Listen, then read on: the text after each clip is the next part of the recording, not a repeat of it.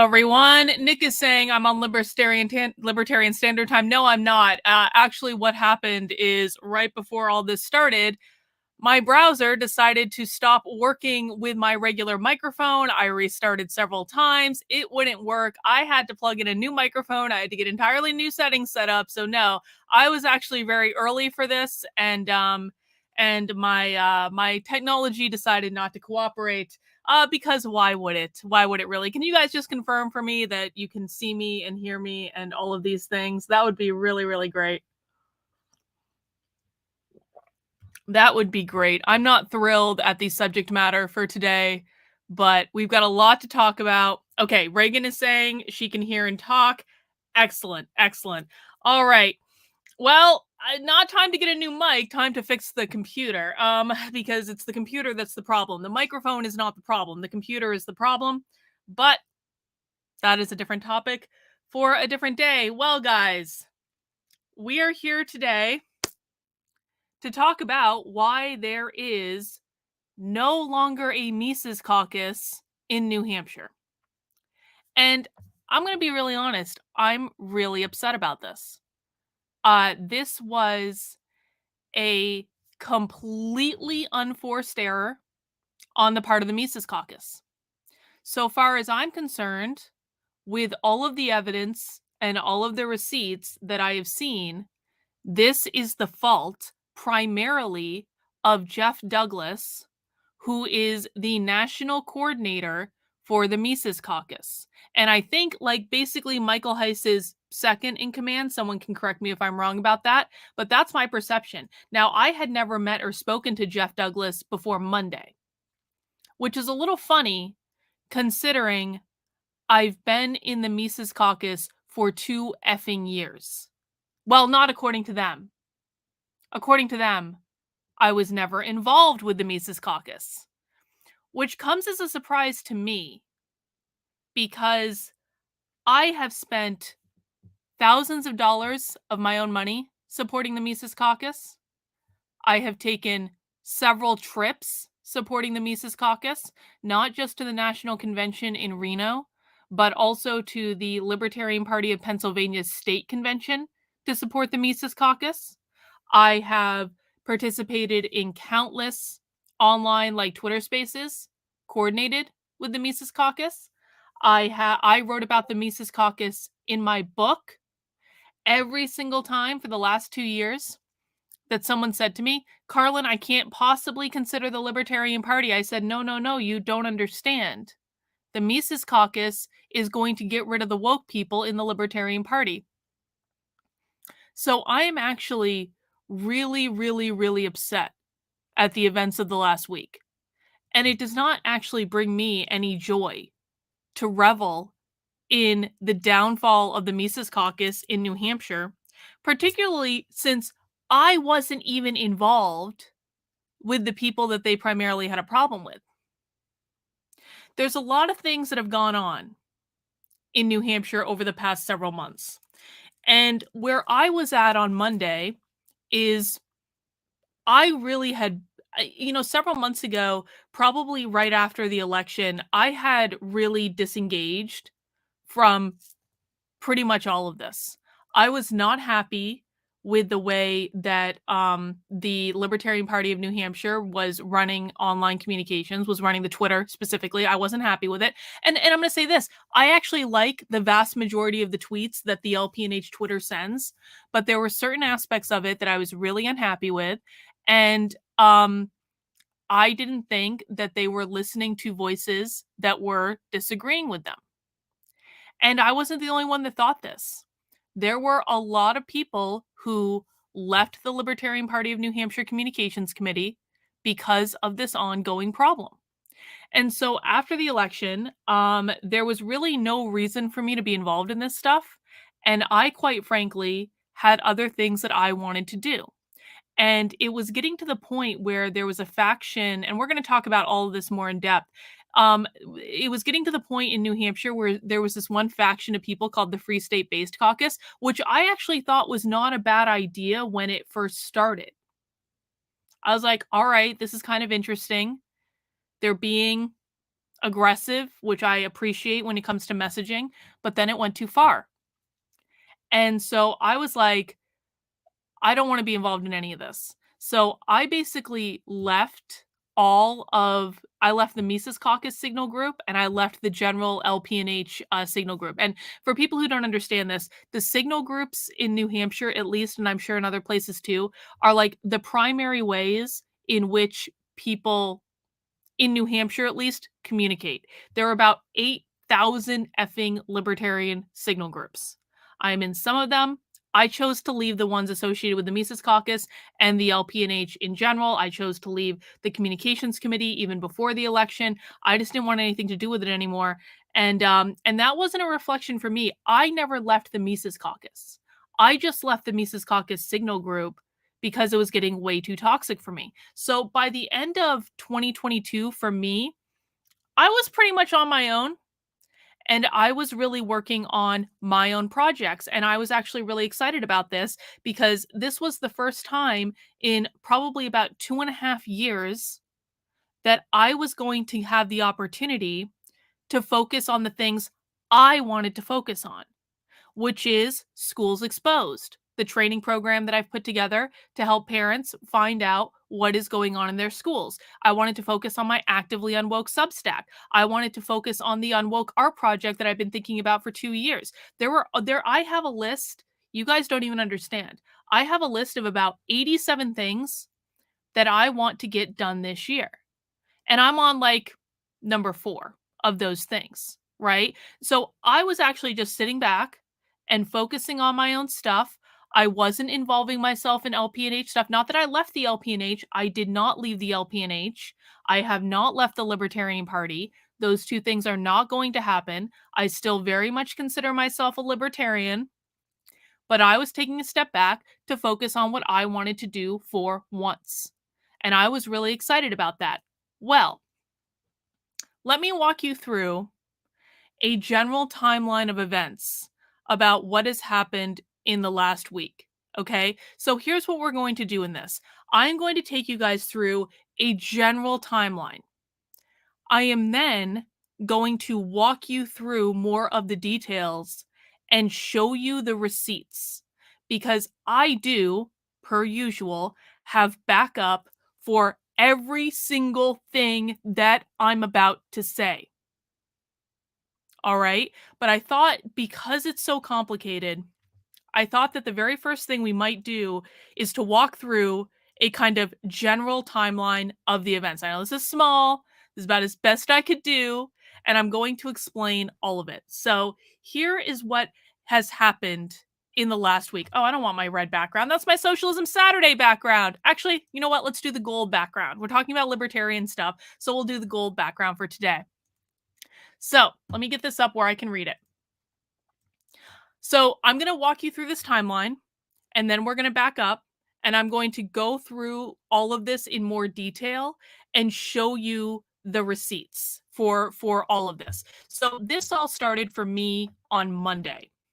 When on Monday, Jeff Douglas, who is the national coordinator again for the Mises Caucus, contacted me. He gave me a whole half-hour long speech about why I really needed to step up and to be a state organizer for the Mises Caucus. Now, when this happened, I was, quite frankly, that was not what I was expecting at all. I thought that when Jeff Douglas reached out to me, he was looking for information about what was going on in New Hampshire because I had been reasonable. I had told Michael Heise and I had told Angela McArdle, who, by the way, Angela McArdle, who's the national chair of the Libertarian Party, has tried to stay out of this. She really has. To the very best of my knowledge, Angela is not really involved in any of this, but occasionally I like to send Angela an update here or there, just so she's aware of what's going on. Not that she needs to do anything about it, but just so she's aware. And so I had told Michael Heise and Angela that I was not happy with what was going on in New Hampshire.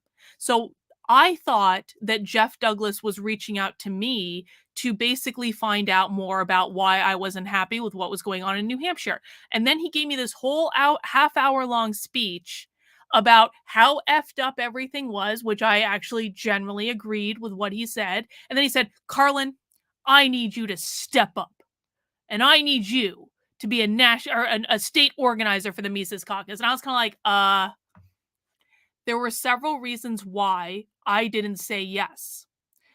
Number one reason why is I finally gotten myself to a place where I'm focusing on what I want to focus on. And I have my own projects and I have my own stuff that I want to do. And I already have more to do than I can reasonably handle. And I wanted to be able to focus on that. So then throwing in this other thing of being like a state organizer, which by the way, I don't even know what that means, was like, Jeff, I'm already working like 15 hours a day as it is on my own stuff. I don't know that I have time to actually do this. Number two, I didn't know if it was even possible to revitalize the Mises Caucus in New Hampshire. And we're going to talk about why, but let me give you the too long didn't read. Several months ago, Michael Heise did something that really pissed off the then chair of the LPNH and the communications committee, and they have spent the last several months basically shit talking Michael Heise and the Mises Caucus, which has made the Mises Caucus relatively toxic in New Hampshire. Now, that's not to say that everyone was opposed to them, okay? Because they were not opposed to them. There are many, many, many, many, many people in New Hampshire that up until this past week were perfectly open to working with the Mises Caucus, and I was one of those people. I never left the Mises Caucus. So it wasn't as though I wasn't open to working with them, but it was like in terms of trying to organize on a state level, I was like, I don't know if this is even a possibility given the amount of vitriol and negativity towards the Mises Caucus that these idiots, and I say that with love for most of them, I really do, that these idiots have drummed up over the last several months. So I didn't even know if it was possible. Thirdly, I, you know, I wanted to be able to think about it. I didn't want to have to say yes right away. And so what I told Jeff Douglas on the phone was that, thank you. I'm flattered for the offer. I need to think about this and to even see if this is like something that A, I can do, B, is something I want to do, C, is something that has any hope of being successful at all. Now, in conjunction with this, I was already talking to a couple people in New Hampshire who have been less than impressed with the running of the Twitter and in the libertarian messaging coming out of New Hampshire about possibly doing something in order to diversify the amount of libertarian voices in New Hampshire. And so I had already been doing that anyway. And so in my head, I was kind of like, you know what? What if we could do this project where we want to elevate more diverse libertarian voices separate from what the party's doing because we don't think that that's really 100% hitting the mark? What if we could do this other project and maybe align with the Mises Caucus organizing apparatus to help us achieve this project? So what happened with me is I thought about the offer that Jeff gave me for a couple days. I made a bunch of phone calls. I talked to people both about the project that I was already doing anyway and about this offer from the Mises Caucus. And I was like, maybe these two things are actually aligned and maybe we can use it to align people around the idea of having more diverse messaging and maybe showing up at the convention and maybe getting more people on our side. Because I'm going to tell you this, if I was trying to take over, quote unquote, take over the New Hampshire Libertarian Party, what I would do is I would try to form a diverse coalition of libertarians from across the state of New Hampshire. I would try to elevate more libertarian voices than are being elevated right now. I would get people on board by actually producing something of value. I would actually build something to show I'm not just talking here. We've actually got something and we're helping people and we want you involved and we want you involved and we want you involved. I would try a more soft, influential effort to get a diverse amount of people on board with this idea and this form of messaging. And then I would show up at the convention and say, hey, we've been doing this thing for almost a year. We've got a lot of people involved. We think that this is a better messaging strategy than what we're seeing over here. And I would let people vote on what they wanted. And maybe it would win and maybe it wouldn't, but at least people would have a choice. And that would be how I would show up. And quite frankly, even if people didn't want to go in that direction, I would still have a standalone thing that was elevating libertarian voices anyway. And so why, like, would it really even matter? It would be a nice to have the party resources to support that type of messaging. But if they don't want to go in that direction, then that's fine too. Because like in New Hampshire, like it really is about saying to people, I have this idea. I think this is a good idea because of reasons X, Y, B, and Z. Do you want to get on board with this idea or not? And because there are about 8,000 different libertarian initiatives in New Hampshire, some libertarians are going to want to get on board with something, some libertarians are going to get on board with other things, and that's just the way it goes. Do you know what I would not do if I was trying to take over the Libertarian Party of New Hampshire? I would not come in like a bull in the china shop and demand that everyone agree with me, because that's not going to work. That's just not how it works here. But I would try to more soft influential style, and that's exactly what I'm doing, and that's what I'm working on now, separate from the party, separate from all this bullshit. I don't want to be involved with the Free State based stuff because I think they've gone too far and I don't like the way they're behaving. I don't want to be involved in the Mises Caucus stuff because I think they're being ridiculous. So separate from all this stuff, I was trying to do something else anyway, and that's what I'm going to keep doing and keep focusing on. Anyway, I did think that there was a possibility of maybe we can align these two things together and work together on that. And so I called Jeff back on Wednesday and I said, okay, Jeff, I'll do this thing. And I already have some ideas around it and I'd like to talk to you about it. Now, Jeff never called me back. And we're going to get to that in a second, because by the time I had messaged Jeff on Wednesday, March 22nd, I didn't know this at the time, but the purge of the New Hampshire Mises Caucus was already underway. All right. So Jeff apparently couldn't wait a few days to hear back from me. Not that I'm going to really matter in this, and you're going to see that in the course of the events. But like, he had already started purging the New Hampshire Mises Caucus probably a couple of hours before I got in touch with him to say, okay, let's do this. I wasn't aware that that was happening because I was not in the Mises Caucus group. But I got access to the Mises Caucus group later because my husband was in it. We're going to talk about that. So let me walk you through the timeline. Around Wednesday, around 1:42 p.m. Eastern Time, Jeff Douglas stormed into the Libertarian Mises Caucus group. And he started purging people from the group almost immediately. 8 minutes later. And the very first thing that Jeff Douglas said, and I do have the receipts for this, we're going to walk through them in a minute, when he stormed into the group was, I'm here to kick ass and chew bubblegum, and you know the rest. So he was not coming in a way that was about discussion or understanding. Jeff immediately made it an adversarial environment with everyone else in that group. And you guys are going to see this, but the group was basically like, hey, Jeff, what's going on? What are you doing? Do you want to have a conversation? The group was very, very, very, very, very conciliatory and patient with Jeff. And you're going to see that once we get into the receipts. They tried for 4 hours to reason with Jeff.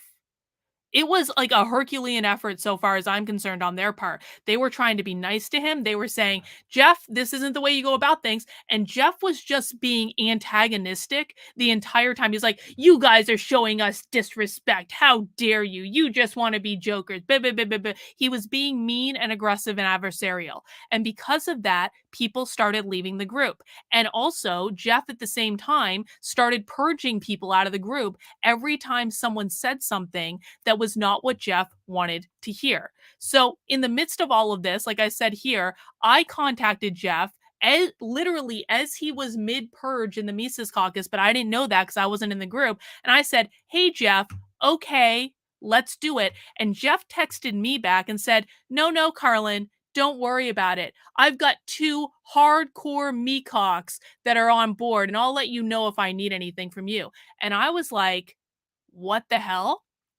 And the reason I was like, "What the hell?" was because I knew Jeff was lying. Because again, the Mises Caucus quote unquote brand has been pretty tarnished in New Hampshire because of all the adversarial bullshit. And I knew Jeff was lying when he told me he had 2 hardcore mecox. And I later proved to be right because I later found out from Michael Heise what the name of both of those people were. I called one of them. He didn't even know he was going to be offered a state organizer position, and he wasn't open to taking it anyway because he's tired of all this bullshit too. And the other one has since said that he feels it would be best if the Mises Caucus dissolves in New Hampshire. So Jeff was flat out lying when he said he had 2 hardcore mecox who were totally on board. And then I started pushing and prodding Jeff because I knew he was lying. I was like, "Why are you lying? What is going on?" And Jeff basically told me that number one, I was never involved in the Mises Caucus, which again was news to me considering I have supported the Mises Caucus unwaveringly for 2 years. I have spent thousands of dollars out of my own pocket supporting the Mises Caucus. I wrote about the Mises Caucus in my book. Anytime the Mises Caucus has wanted me to do something, I've done it. I have never argued with them. I have never made controversy with them. I've never done any of this. So it was news to me to hear from the national coordinator of the Mises Caucus that I was never on board with the Mises Caucus, which is I've donated the Mises Caucus money. Like, it is patently untrue. And so, to be quite frank, it was a little insulting to hear that after 2 years of helping and supporting these people, that it was their perception that I was never involved. In addition to that, Jeff told me basically that my spiritual beliefs tarnished the brand of the group and that they didn't want to publicly associate with me. And again, my spiritual beliefs are literally taught by Jordan Peterson. My spiritual beliefs are not controversial in any world that is outside of low energy and low vibration political buffoonery who tries to take everything and twist it grossly out of context to mean something it didn't mean. And so I was flat out told that I'm essentially not to have, I'm not allowed to have spiritual beliefs that I'm talking about in the Mises Caucus if they don't align with Judeo Christian beliefs, which seems a little weird to me being that we're talking about libertarians and being that my spiritual beliefs don't hurt anyone, and being that if you're offended by my spiritual beliefs, which again, no normal person is offended by this, they are the basis of cognitive behavioral therapy. Jordan Peterson talks about them all the time. No one else in the real world is offended by this. But if you are offended by this, guess what? You don't have to engage with them. You don't have to believe them, and they harm no one. So I was told that I was bad for the brand. This is 2 days after he told me he wanted me to be an organizer, and that they couldn't possibly associate with me, and that I had never been involved in the Mises Caucus anyway. All right, that's not so great, but let's keep going. The final purge of all of the members in the New Hampshire Mises Caucus started at 6:11 p.m. on Wednesday. And basically what happened, and again, I am going to show you the receipts for this, is Jeff just removed everyone from the Mises Caucus group. And the Mises Caucus group is how the Mises Caucus is organized. All right. And so if you're just removing everyone from that group, you're basically killing off the Mises Caucus in general.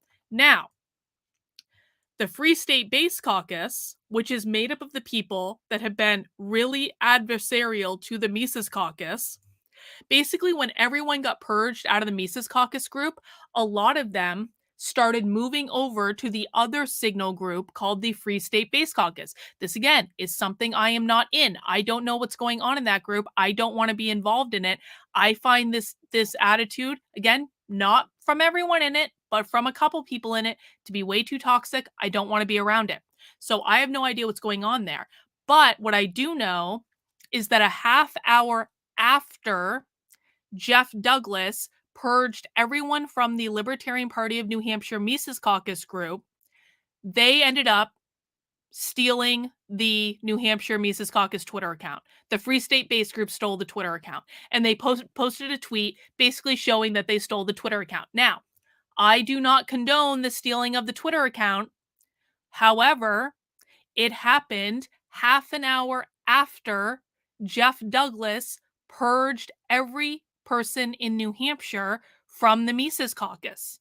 And there's a reason that that happened, and I'm going to explain about that later. Now, the following day, Jeff Douglas and Michael Heise told every single Mises Caucus organizer in the country via their private Discord that they had purged everyone from the group because the Twitter account was stolen.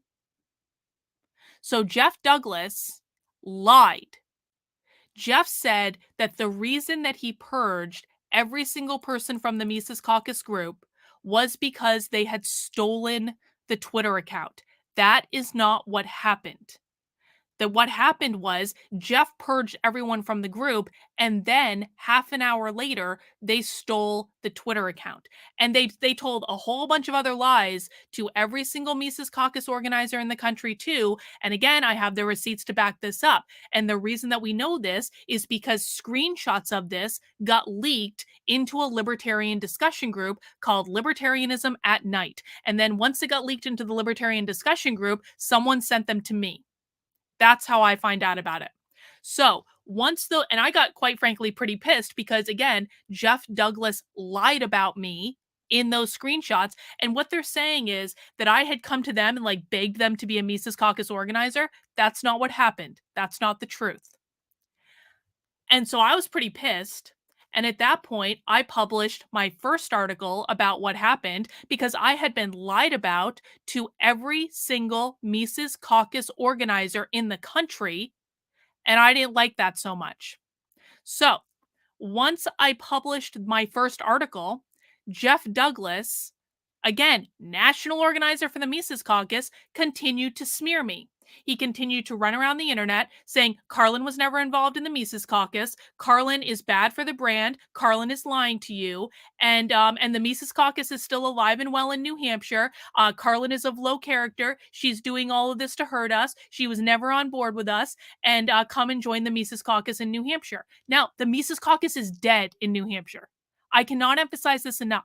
The Mises Caucus, because of what happened last week, is completely dead in New Hampshire. Oh, Nick, he lied to you too? Nick says he lied to me. He said he only removed 3 low character people. Then I showed him the screenshot you have of how many people are removed. Yeah, Jeff Douglas is lying. He's lying flat out. And not only did Jeff Douglas lie about me, and this is the part where I really kind of decided to show people what happened. Jeff Douglas not only lied about me to every single Mises Caucus organizer in the country, Jeff Douglas contacted my mother. Now, I have been smeared 19 ways from Sunday on the internet. I have had people lie up and down about things that I've said that I never said, or things that I've done that I never did. I have had hit pieces in major publications written on me. Do you know what's never happened to me over the course of the last 3 years? I have never had someone contact my mother and lie about me to my own mother, who, by the way, had no idea what was going on with any of this. And yes, I do have receipts to show that Jeff Douglas contacted my mother. I tried to handle all of this stuff privately. I had a conversation with Michael Heise in which Michael Heise basically yelled at me the whole time for reasons past my understanding because I wasn't involved in any of this. And I had conversations with Jeff Douglas in which Jeff Douglas told me that I was bad for the brand and that they never wanted to associate with me 2 days after he asked me to be a Mises Caucus organizer.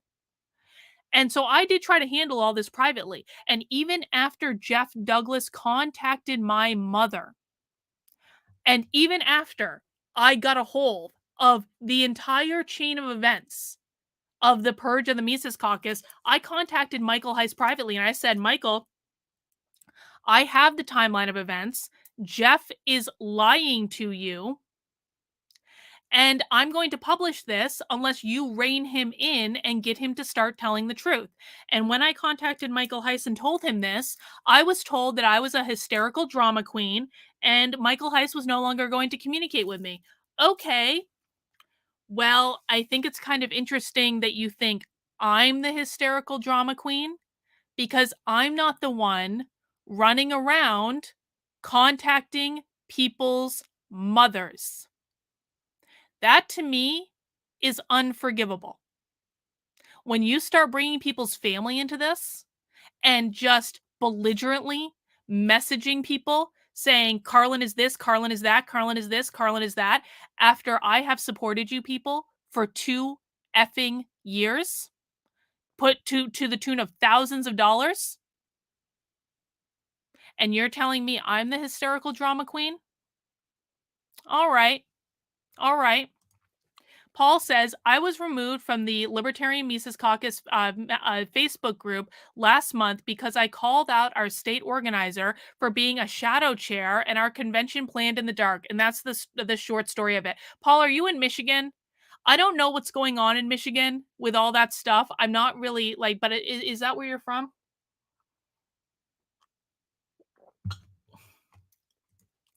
So as of right now, there is no Mises Caucus in New Hampshire. If anyone is saying, oh, you're from Massachusetts, gotcha. If anyone is saying that there is a Mises Caucus in New Hampshire, they are flat out lying. There might be the existence of a signal group, and that signal group may have 1 or 2 people in it, but that doesn't mean there's a Mises Caucus presence in New Hampshire. Because both of the people that they said, the hardcore mecox that they got to be state organizers, neither of them wants to be a state organizer now. And one of them didn't even want to be a state organizer anyway. And so, oh, Nick says, I sent you a screenshot of what Jeffrey said to me. It's in my DMs. Let me look that up real quick, Nick. And we're going to walk through the receipts of all of this, guys. So don't worry, sit tight. We're going to do a little nice long stream today. I just want to see what Incognito here sent me. Okay, let's pull this up. Thank you, Nick. So this is what Jeff Douglas said to Nick. Did you make yourself the only admin and then purged everyone who disagreed with you? No, Ben Weir gave me the admin and then left. That's a whole other thing with Ben Weir. I'm not going to tell that story, but that is quite a thing that they did to Ben Weir. Let me tell you what. I specifically went in there to remove 3 low-character people who have turned their backs on us, hijacked our Twitter, changed the name to the Free State Base, and posted anti-Mises Caucus stuff and changed the Gmail password. That's not true. And I will show you evidence of that. Jeff removed way more than 3 low character people. And the Twitter thing, what the biggest part of all of this is that Jeff Douglas is flat out lying about the timeline because the Twitter account was not stolen until after Jeff Douglas purged every single person in the Mises Caucus. And the timeline is very clear. And I'm going to be honest. Here is what I think is actually happening. I think that Jeff Douglas made some extremely rash and stupid decisions. And then I think that Jeff Douglas lied to Michael Heise about what happened. Michael Heise is the chair of the Mises Caucus. He runs the whole thing. Jeff Douglas is basically like his number 2. All right. So Jeff Douglas made some really stupid decisions that he was not talking about with Michael Heise. Jeff Douglas then lied to Michael Heise about what happened. And because Michael Heise and Jeff Douglas are buddies, Michael Heise just believed without questioning it at all that Jeff Douglas was telling the truth. I also don't think it was helpful that Michael Heise has basically been at war with members of the Free State Base Caucus for months. And so Michael Heise was probably feeling like everyone in New Hampshire was adversarial to him, which was not the case. There were a couple people who were adversarial to him, who were being very vocal about that were pissing Michael Heise off. And so because of those few people, Michael Heise automatically believed everything that Jeff Douglas said, even though Jeff Douglas flat out lied about the timeline. And because of that, Michael Heise told everyone in New Hampshire to piss off. Jeff Douglas told everyone in New Hampshire to piss off, and then basically like lied to every Mises Caucus organizer in the country about what happened. But I think that all of this could have actually been stopped at several instances had Michael Heise just listened when I DM'd him the other day and told him, or texted him the other day rather, and told him what happened.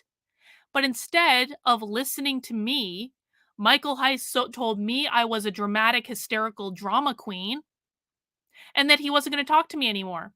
All right, well, then you get what you get, Michael.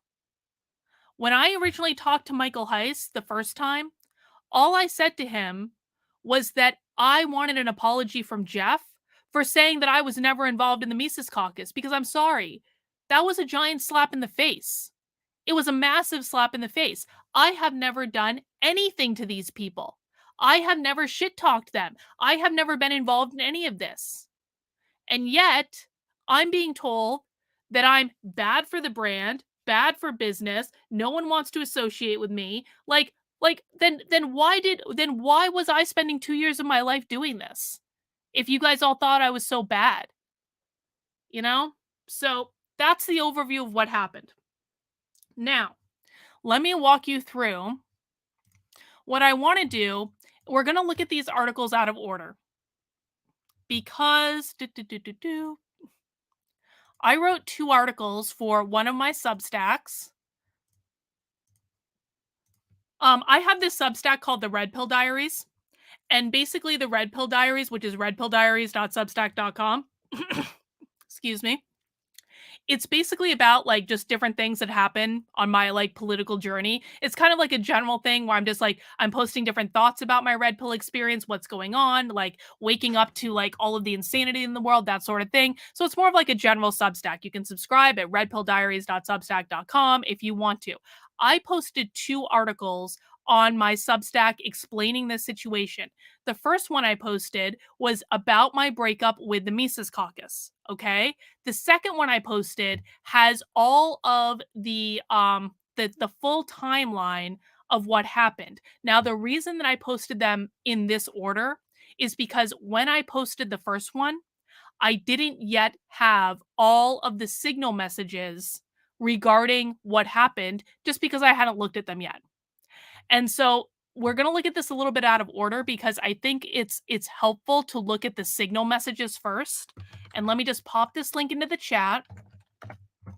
You guys can look and see. Yeah, the Mises Caucus shawl. I was literally knitting a Mises Caucus shawl. It's sitting right here on my desk. I was literally knitting a Mises Caucus shawl. It was almost done. That's DOA now. I'm going to take that apart. Here, I'll show it to you guys. I was quite literally, I was knitting a Mises Caucus shawl. We were going to debut it at Porkfest. Had a flame on top and everything. And, you know, I'm no longer part of the Mises Caucus. I've never done anything for the Mises Caucus. So I guess that project's dead. Anyway, what I want to do is I want to walk through the screenshots first from the Signal group so that you guys can see kind of, I'm doing this chronologically so you guys can see how this all played out. So, oh, by the way, just in case anyone thinks that I'm lying about Jeff Douglas contacting my mother to smear me, this is a message that I got from my mother yesterday morning. Carlin, this messenger text was just sent to me by Jeff. The group still exists. There were screenshots getting leaked out of it for months. Carlin was also never in the group. That's not true. I was in the group for a really long time. She is using this to try to get you on her side. Well, Jeff, my mother is probably always going to be on my side, I would think. Truth is, she wanted to be an organizer for us, and I wouldn't allow it because she is so unhinged. I didn't want to be an organizer.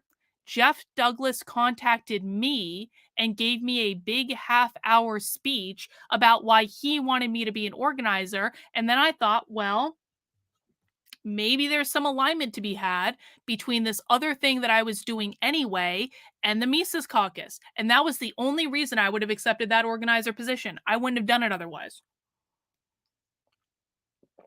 And I do really appreciate that Jeff Douglas emailed my mother to tell him I'm unhinged, which the irony of an organizer for a political group targeting someone's mother and then saying that person is really the unhinged one when he targeted my mother. Maybe it's just me, but I think emailing someone's mother to lie about and smear them is probably a little bit unhinged behavior. So my mother said, Carlin, I've never been in this group. Take care of you and yours. And I basically emailed her back and I said, Mom, try not to pay too much attention to that unhinged lunatic in your inbox. I'm going to handle this. And she said, okay, I'm not going to respond to him. I said, that's a really good idea. Jeff Douglas also actually commented on my Facebook saying, where did he say it?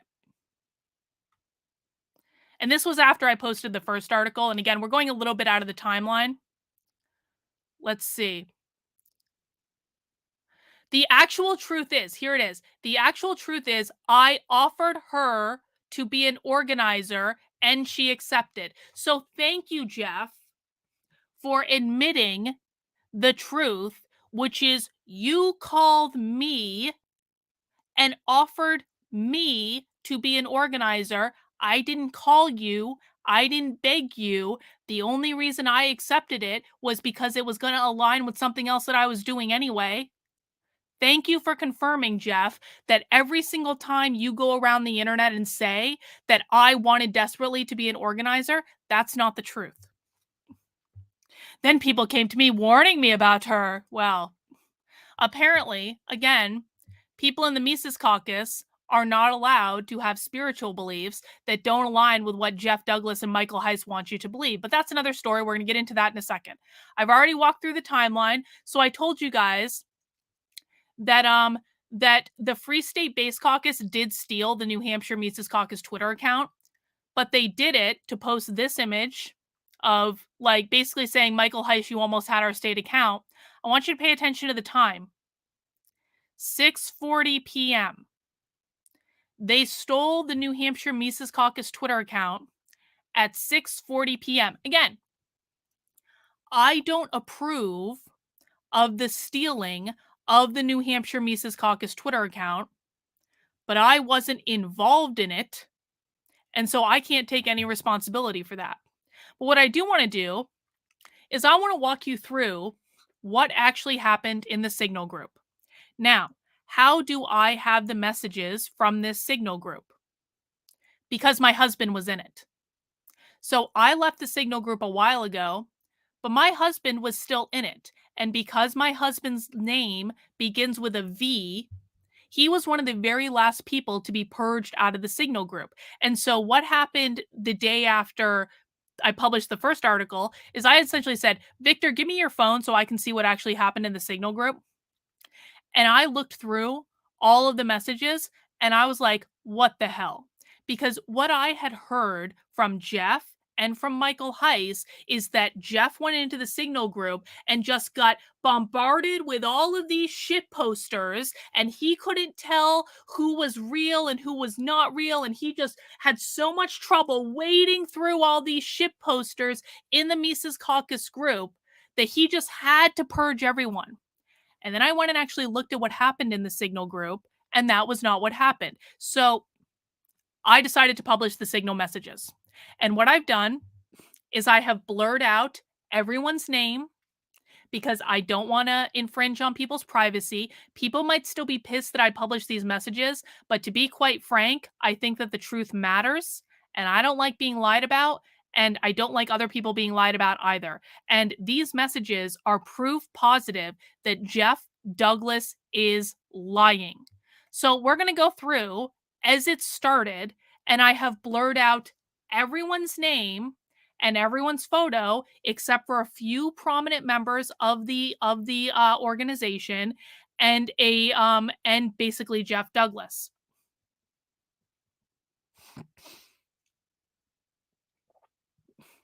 Yeah. I'll respect everything if it doesn't get retarded. So far as only one's retarded is the Mises Caucus, I'm for them letting Carlin go about it if they had an actual plan. Problem is the only ones I've heard about it from Carlin and Tim Pool because of Carlin.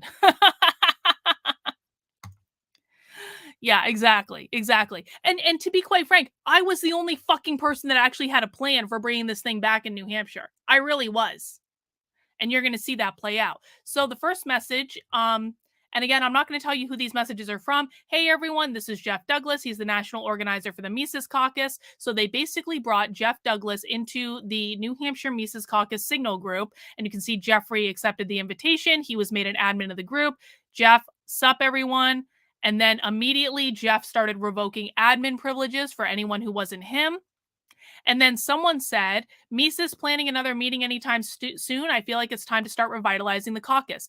The person who posted this is one of the two hardcore mecocs that Jeff Douglas said he had on his team that is now no longer interested in doing any of this. And then Jeff says, the first thing he says, I'm here to kick ass and chew bubblegum. You know the rest. Then he started revoking admin privileges for other people. Are there any other New Hampshire peeps left in Mises organizing roles for New Hampshire, or is it just you, Jeff? Jeff says, I'm the national coordinator. I don't remember what that was, but I don't think it was relevant. Jeffrey says, okay, the first purge happened less than 10 minutes after Jeff entered the chat, and no one was given any explanation. As a result, people started leaving. So Jeff says, and this is again, he has just gotten introduced to this group. No one in this group knows who he is because he hasn't interacted in New Hampshire, and he starts coming in and basically shitting on people. So Jeff says, currently nobody is organizing for the caucus. It seems that there is definitely a need for a meeting of the minds, and that was blocking out the name of a specific person.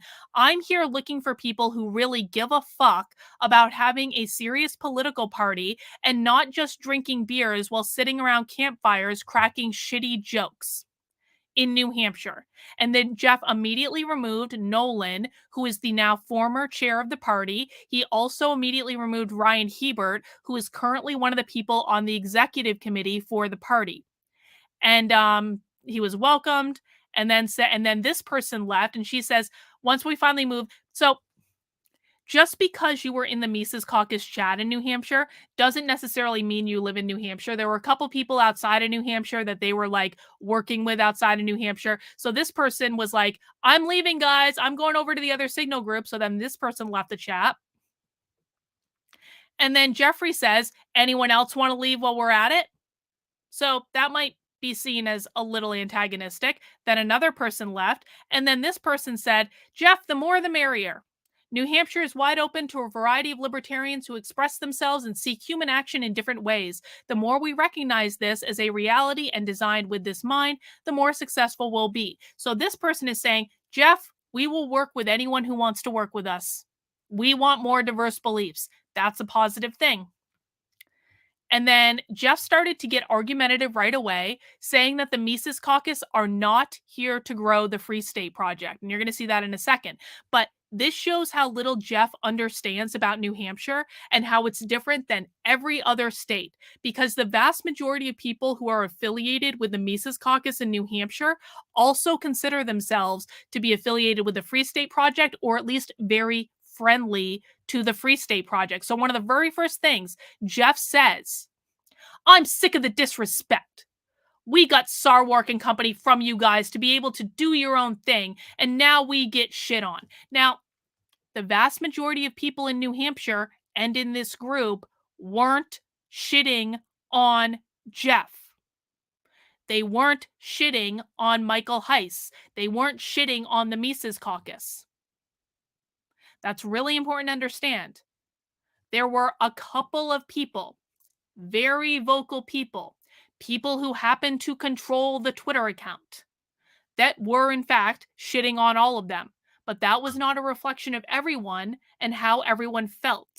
And Jeff and apparently Michael Heise never took the time to understand that just because the people running the Twitter were shitting on them did not mean that everyone else disagreed with them.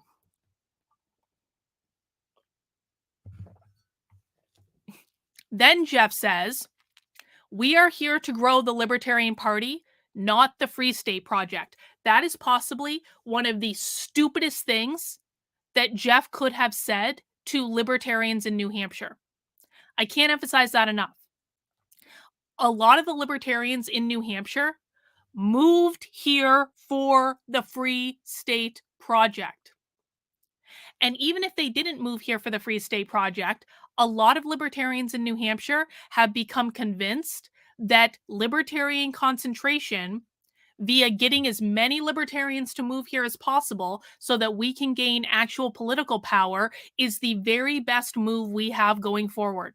Some of the most prominent libertarians in the state believe that libertarian concentration and the Free State Project is the most successful libertarian initiative that we can possibly put our muscle behind. And so for Jeff Douglas to come into a group that he doesn't know, and within 1 hour of being in that group, without talking to anyone, saying, "We're not here to grow the Free State Project," is one of the stupidest things that he could have possibly said if he wanted to get libertarians in New Hampshire on his side.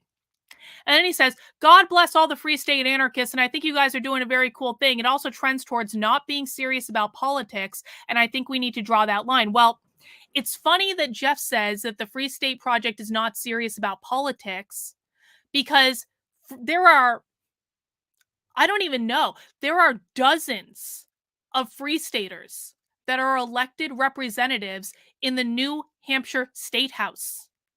So to say that Free Staters are not serious about politics is just so beyond insulting, because Free Staters are actually getting elected to be state representatives to introduce liberty-oriented bills in the state house. They're just doing it as Republicans. Mostly, some of them are doing it as Democrats now too. But to say that the Free State Project has more elected representatives than the Mises Caucus. Let me just say that flat out. The Free State Project, who Jeff Douglas says are not serious about politics, have more elected representatives than the Mises Caucus does in the entire country. So this idea that they're not serious about politics is provably wrong just based on the face of it. So, and then this person says, "Who got rid of Sarwark and company exactly? I thought that was LP members in New Hampshire who did that." This person says, and this person happens to be one of the best liberty activists in the state, "Party over liberty is not a strategy worth pursuing, in my opinion." And then Jeff starts to bring up in this one, Jeff starts to bring up his home state of Pennsylvania.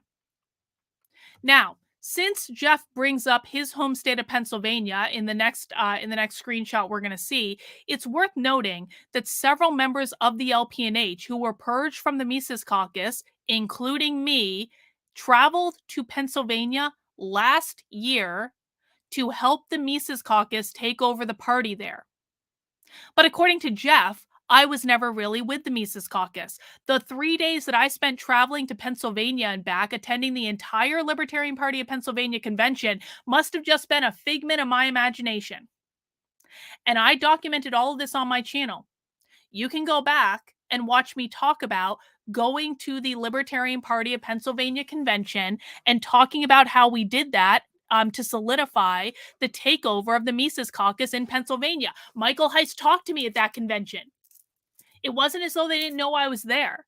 They all knew that we were all there. We had a whole effing row in the back where we were sitting there at the convention and voting for the Mises Caucus in Pennsylvania. Jeff says, I'm not here to argue. It was the MC members who I organized from my state of Pennsylvania. I trained the people who did the thing. And then someone posted this video of Michael Heise on Dave Smith's show and said, I highly recommend listening to this recent YouTube. The question for me, hang on, got a notification, I got to do something. The question for me, which are possible in unique New Hampshire, which parts most advance liberty the fastest in the fastest growing liberty state, given our unique set of groups? And then they basically put that video. And then Jeff says, I do this in every state. And this is the problem, because Jeff is assuming that he can apply the same tactics to New Hampshire that he can apply to every other state, while ignoring the fact that New Hampshire has the highest libertarian concentration, more libertarian activity than any other state, more libertarian groups than any other state. You cannot apply the same tactics here that you apply in every other state that does not have the same type of libertarian community. This person says there's way too much drama for me. This person actually has really effing good ideas about how to grow the party. Really good, unique ideas about how to grow the party. He left the group. Jeff says, I respect the shit out of you. I love the Free State Project. Well, apparently not enough. But I got involved with this project 6 years ago to help build a viable LP for this country. And then this person responds, are you arguing we shouldn't listen to the interview and we shouldn't figure out how to implement it in New Hampshire, and that we shouldn't take into account the hundreds of liberty groups in New Hampshire that are not present in other states? I suspect you're arguing with someone else or with something else I said some other time. So Jeff is basically not listening to anything that anyone's saying. It's not an argument. I've already listened to that, and I speak with Heise more than I do my own wife. And then the person responds, you thought I was suggesting you listen to it. No, I was suggesting other members of the group listen to it. No disrespect to you. We're just as a view into where you might be coming from. And then he said, it was edifying to me. I listened to it yesterday as I walked the dogs. So you can see, this is not shitposting. This is people trying to help Jeff understand about what type of community he's talking to. And then they said, I'm sure we all look forward to seeing great strides in liberty. Is there a specific strategy we can expect for New Hampshire, or just a basic template applied in every state? And then Jeff says, sorry, I misread. So for those who respect what the Mises Caucus is doing and want to be successful in New Hampshire, in your state, that has an army helping to knock doors, collect signatures, help candidates, get Defend the Guard and other issues passed, and whatever political goals the LPNH has here, you are welcome. If it's too much drama, you were never ready to fight the state. Go start a campfire and crack a beer. Now, the people in this group are the ones that helped the LPNH collect like 6,000 effing petitions last year to get ballot access. They do door knocking. They do petitions. They do Defend the Guard. They do all of these things. But Jeff doesn't know this because he's not listening, and he's alienating everyone by talking about the fact that he doesn't want to grow the Free State Project, and either you're with us or against us, and that's just the way it is.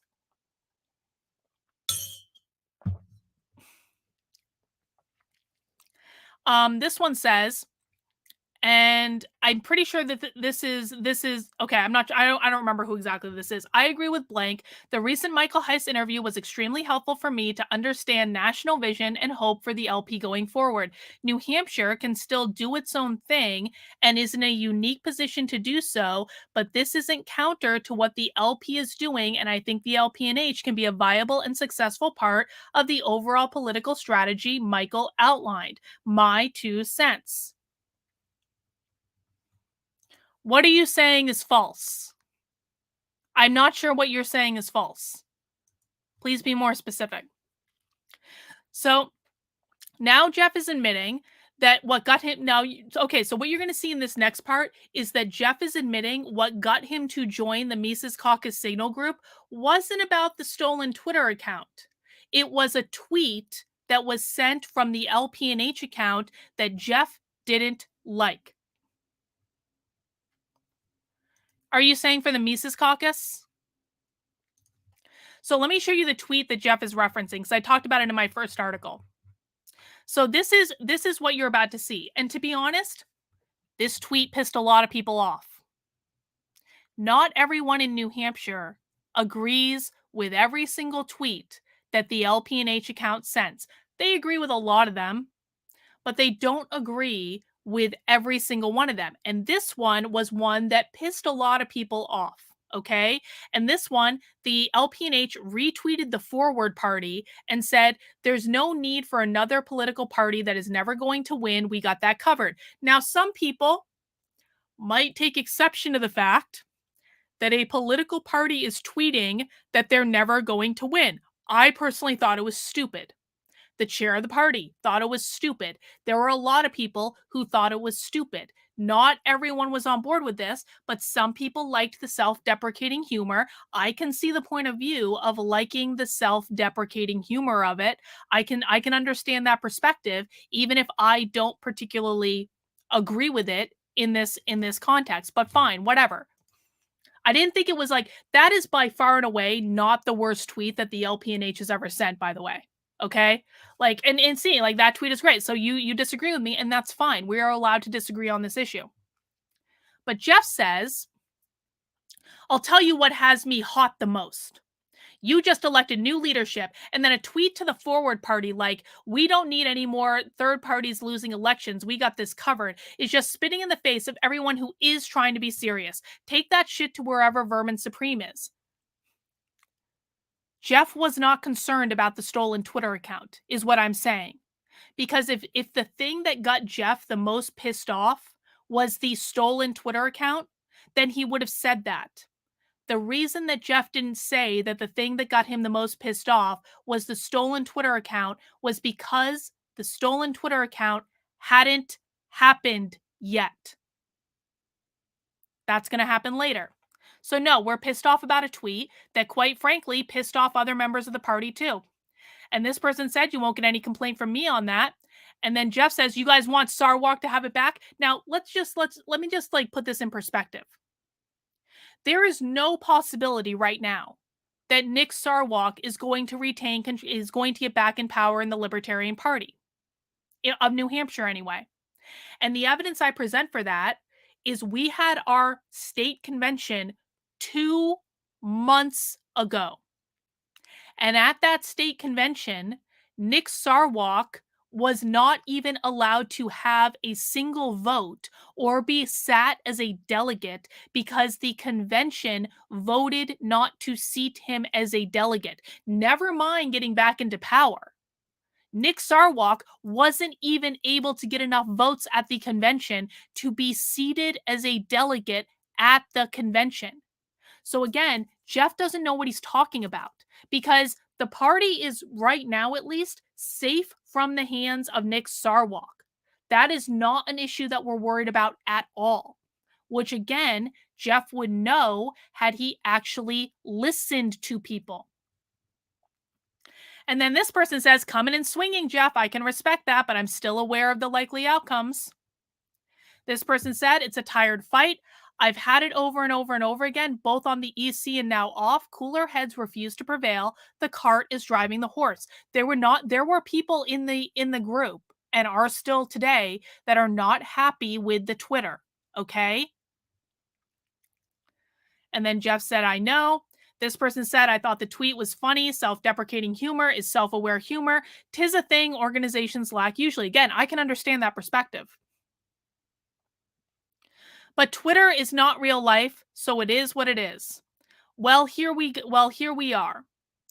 The problem is it's not mindful of the national political scene. It's myopic, which is fine. If we have decided as a party we don't want to place in a larger party vision, I'm not ready to concede that yet personally as a party as in the LPNH. And then Jeff says, You can laugh at that, but it doesn't hit you in the feels like it does me, who has spent thousands of hours trying to make the LP a serious option. The people in this group live and breathe liberty activism. I cannot emphasize this enough. The people in this group that Jeff is insulting and saying, I'm the only one doing anything. None of you guys are doing anything except sitting around campfires cracking beers. The people in this group quite literally spend all their free time trying to do liberty activism in New Hampshire, whether it's reviewing bills, working with state reps, organizing events, running liberty clubhouses, doing stuff for the Free State Project, like etc., etc., etc., etc. So for Jeff to truly think that he is the only person that spends time doing this stuff is insulting to every single person in this group. And he's not listening to what people are telling him. And so he just keeps on going with this as though he is the only person that cares about anything. And this person says the national political scene where we will continue to lose as we always have, and our only real relevance is running Liberty Republicans running and winning as Manchurian candidates for us. We don't have the time before the wheels fall off the bus to small win chip away at the state has erected against us. Here, I'll hear you out. I'm here because blank hosted a gathering of like-minded good folks some years ago. I'm not ready to throw the baby out with the bathwater. Problem is that fighting it out here in this chat will just cause others to further entrench in their positions. The needle won't move. This person's about to give some really good advice to Jeff. My recommendation is to take this conversation to a meeting in real life, or at least over Zoom, and have LP leadership speak to the EC of the LPNH, the executive committee of the LPNH. Not to try to influence them or provide any sort of mandates, they'll balk at that, but simply to help explain how and why the LPNH org can hinder the national movement with its current unsophisticated version of tweeting/screeching into the webosphere. So this person, and again, this person was someone who was trying to help Jeff, was like, Jeff, this isn't working. This is not going to be a good look. Let's get on a Zoom and talk about it. And Jeff says, when can we set up the Zoom? Set it up. And then they said, I have no influence anymore, for better or worse. I'm not on the EC. And Jeffrey said, I'm in a Zoom with everyone in this chat who gives a fuck. Again, seeming like he is being the most aggressive one and, dare I say, a little bit unhinged. And then this person says, that said, I can help ask for a meeting of the EC if you'd like an MC representative on the inside in an H to voice the request. My bad, I misunderstood. I'm happy to meet anytime. This person, really nice guy. I'm pretty lost on what the hell is going on, but I consider myself someone who gives a fuck, happy to meet at least once. And then Jeff, out of nowhere, for no good reason, says, little bit of info, all you might not know.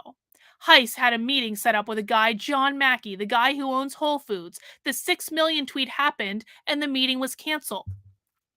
Most of the people in the chat were not a fan of the 6 million tweet. Jeff has just brought this up from out of nowhere as though he's not listening to what anyone else in the chat is saying. This person says, calling it unsophisticated screeching is unlikely to engender mutual respect. I've been a vocal critic of some of it at times. I've been wrong at times. There is a method to the madness, even if it doesn't appear to be. I don't always agree with the method, and even the folks managing it will publicly admit they missed the mark at times, which is true. But unsophisticated screeching is a mischaracterization. Jeff says, I'm typing too fast, not checking my errors, fine. This person says the 6 million tweet was one reason I didn't run for the EC. It personally was disgusting and cost me personally a lot of business. People were calling my home and place of work after that. That 6 million tweet affected a lot of people. People almost lost their jobs. People lost consulting business. People were like that tweet did a lot of damage, and not just to the LPNH like brand or whatever. It did personal damage to the people involved. Again, I wasn't even on the communications committee when that thing got sent. I think I was banned on Twitter when that thing got sent. I had nothing to do with it. Let's see, who's this? Okay. My rule on design is to recognize where we start out rose-colored glasses. The tweet, it was something about, I forget exactly what it was, but it was something about like $6 million minimum wage being too high a number. It was basically a light, it was like a Holocaust denial light thing, and it really wasn't good so far as I'm concerned.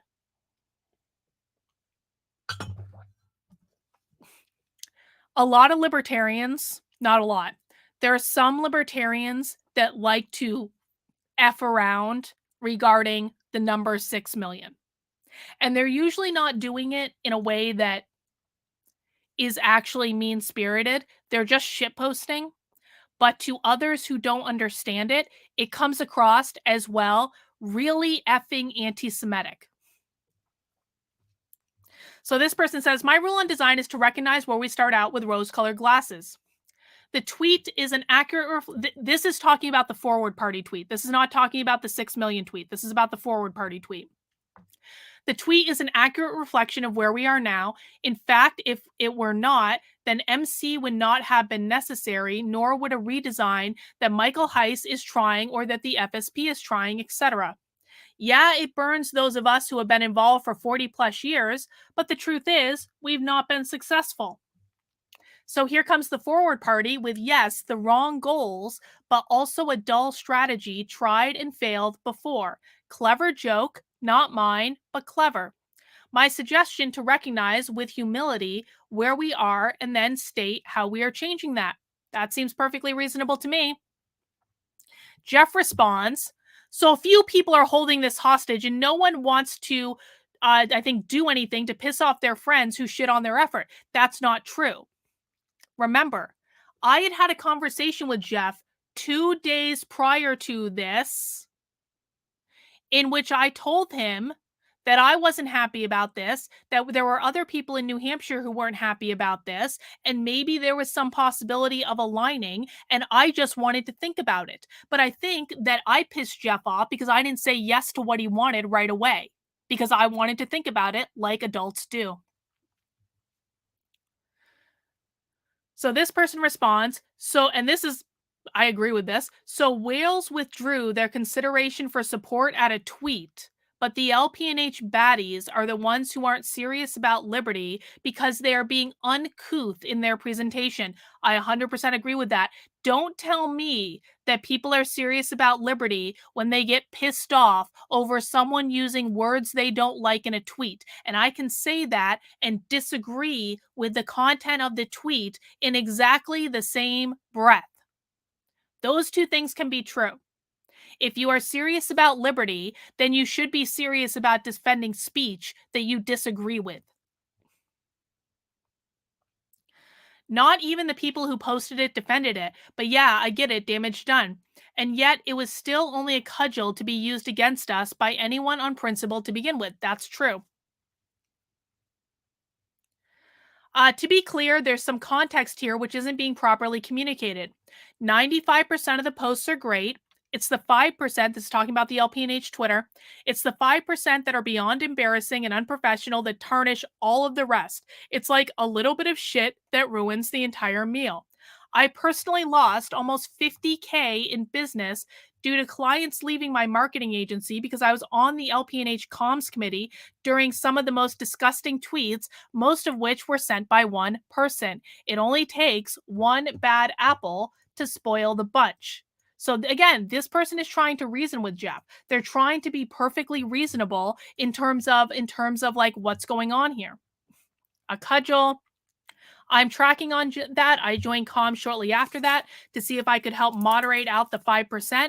I think we got it closer to 1%. So in regards to the LPNH Twitter, what it always was is they were trying to figure out what the balance was between aggressive messaging and maybe things that went too far. And so a lot of the messaging was really good, but every once in a while they would go too far, and then the going too far would cause a massive shitstorm, and then people would try to rein it back in based on that shitstorm. So there were legitimately things that people were trying to learn from the LPNH Twitter in order to do it better. There were a lot of people who were talking about as long as I've been involved, they've been talking about putting some sort of policy in place to kind of like manage the mistakes, to try to make the mistakes less. So it has been something that's actually been top of mind. I personally don't like conflating libertarianism with any of the culture stuff. Didn't like it when Sarwark did it, didn't like it when JoJo did it, not happy when we do it. Libertarianism is too important and too damn hard to conflate with other fights that are less clearly good versus evil. Milo says, I always thought the LPNH Twitter was mostly Jeremy Kauffman shitposting. No. Jeremy Kauffman is one of the people posting to it. I would say that there are a lot of people who have posted to the LPNH Twitter. Jeremy Kauffman is one of many. I think, and Jeremy Kauffman has made some mistakes. I'm going to be honest with you. He has made some mistakes in his presentation. I actually think that Jeremy's tweets are some of the most artful tweets that have come out. But Jeremy's not the only one posting the tweets, and he's usually not the one posting the problematic tweets.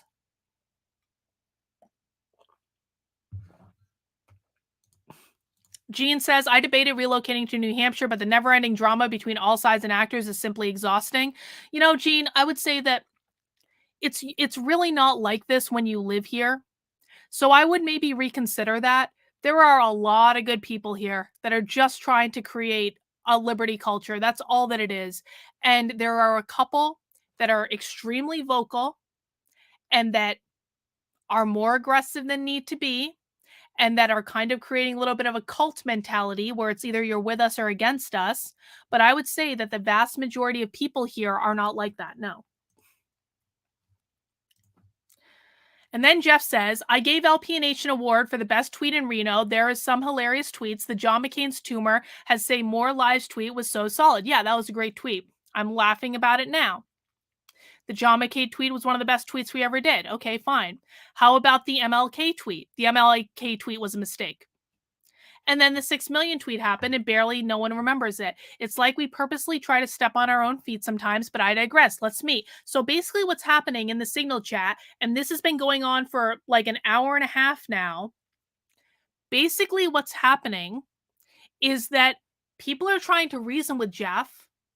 People are saying to Jeff, not everyone agrees with every single tweet. We can do things better. Let's talk about how we can work together.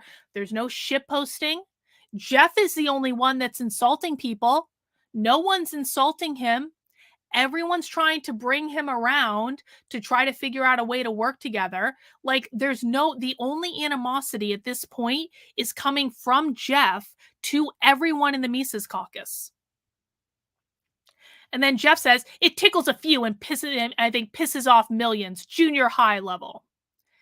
I'm not chalking that up to self-deprecation either. This is a purposeful statement made by someone who doesn't give a fuck about being serious. They love the dopamine hit that they get. Well, I absolutely agree with Jeff that there are people running the New Hampshire, the LPNH Twitter that are doing it just for the dopamine hit because they're addicted to it. I 100% agree. I don't want those people running the Twitter. I have made an overt, I have called people out by name saying these people should not be running the Twitter because they are addicted to it. They are addicted to the platform. They are making mistakes because they're too attached to the platform and to the addiction that they're getting from it. But I'm one of many people and I'm overruled because of this whole free state based thing that's like, you're either with us or against us. Well, okay, fine. Then I'm not going to work with you guys. Like, that's kind of how I feel about it. This is not a problem for us at all, Kevin. It's not a problem for us at all. Do you want to know why? Because it gives people in New Hampshire a place to move to when they don't like the libertarian politics, and it gives us fertile recruiting grounds from New Hampshire to be able to get people to move here from those states when they decide they don't like to live around progressives. So no, this is not a problem for us at all in any way. It's actually a benefit. It's a perk. So this person says, too long didn't read. The LPNH suffers from one, lack of clear and concise communications policy that all can agree with. That's true. That's been true for 2 years. A vision of what its goals are and what role it has, if any, in the larger LP political strategy, a separation of mission from the Free State Project. Most in the party have conflated its core statements and principles with the Free State Project. Then they can move here, Kevin. Do you think that's not going on in New Hampshire too? That's happening in schools everywhere.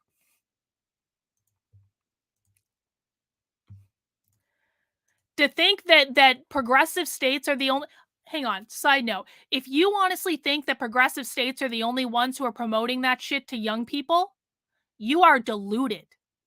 That is happening in schools in every single state across the country, which is what I focus on, which, quite frankly, the LPNH doesn't give a fuck about, which is one of the reasons I'm not involved anymore. But that happens in every red state too.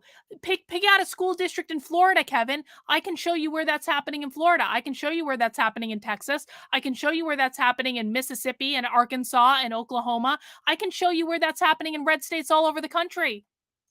It's not even that hard. This person is saying, basically, we got it closer to 1% mistakes. It is happening in Utah. Absolutely. Yeah, I have it much lower, but it is the joke about a drop of a wine and a vat of piss and piss is a drop of a. Okay, I'm not sure what's being said here. Hang on. The trouble is, we've been raked for a lot of stuff we were right on at the time and right on now. This is important messaging. And if Solomon has an issue with child labor laws and cancels a meeting, I'm not upset about that.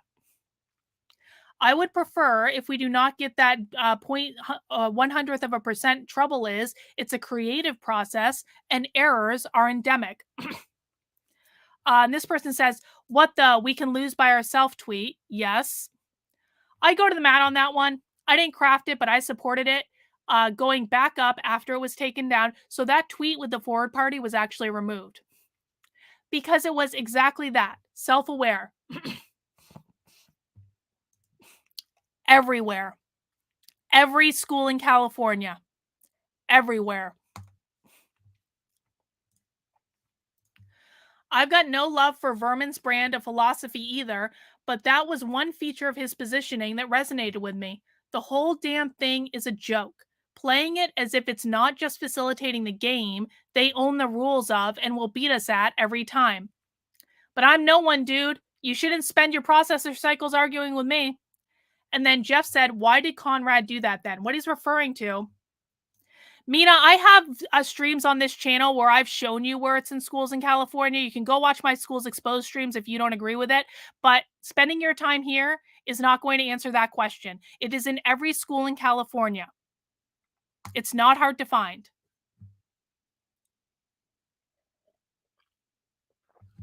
What he's referring to here, Conrad is the chair of the LPNH. Conrad took down the forward party tweet. That's what he's referring to because he thought it was stupid.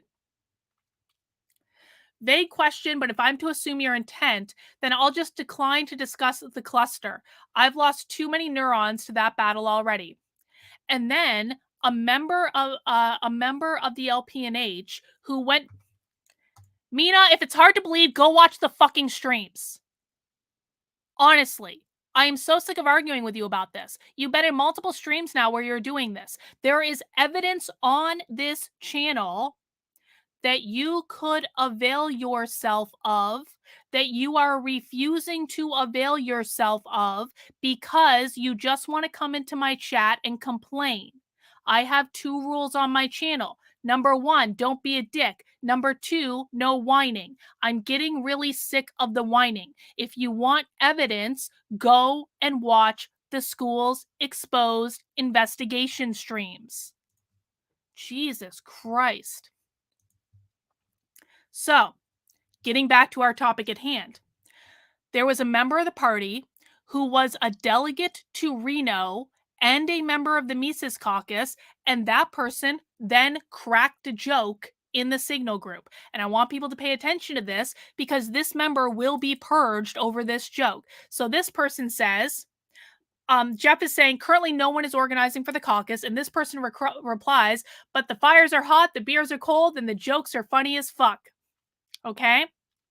This is a person who was a delegate in Reno for the Mises Caucus and has been involved for as long as I've been involved with the party.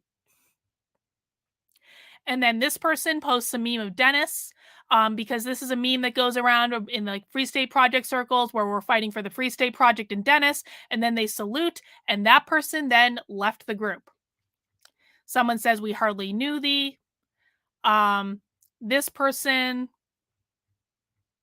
okay, this is a long one. This person says, "I think this is ungenerous.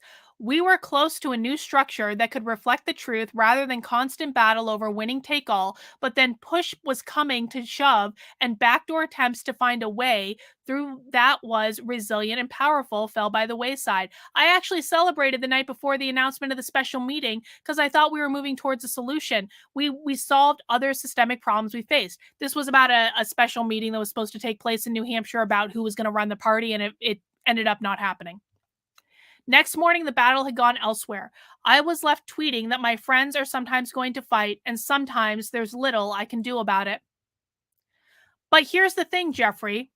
This is a broad, and the person writing this was trying to help Jeff. This is a broad-based movement. Most of us moved here to create real liberty in our lives. Many of us work hours and hours. I probably put in somewhere around 100 hours a week on liberty. The folks who pick up and move here are damn serious. We've come to a place, the most serious in the nation, about liberty. So it's kind of insulting to say all we do is crack jokes and drink beers. We do that, but it's unfair and insulting to imply that's all we care about. Doesn't mean that we don't have disagreements in tension with thousands of libertarians in hundreds of groups trying different ways to advance liberty on multiple fronts. We certainly do, but recognize that we are I think damn straight more serious than the average libertarian and the average big L libertarian. Shoehorning us won't work. This is a different in kind affiliate. But what we thirst for, more than you can know at this time, is real liberty. So if that's what you're after, again, I'll repeat, welcome. This person was one of the two hardcore mecocs that Jeff said was going to be a Mises Caucus organizer that is now no longer interested in being a Mises Caucus organizer because of how Jeff was acting. This person was trying to help Jeff understand what was going on and that his tactics in this chat were not going to be effective.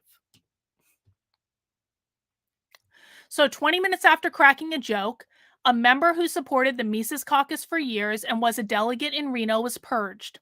When that happened, others started to leave, including some of the most effective activists in New Hampshire. Members continued to beg Jeff to listen to what they were telling him. So you can see here, this is the person who had cracked that joke about cold beers and warm fires and shitty jokes. That person was purged from the group. Then Jeff removed Reed Coverdale. Reed is one of the main tweeters. And I'm going to say this about Reed. I personally don't actually have a problem with Reed. I don't know how Reed feels about me, but I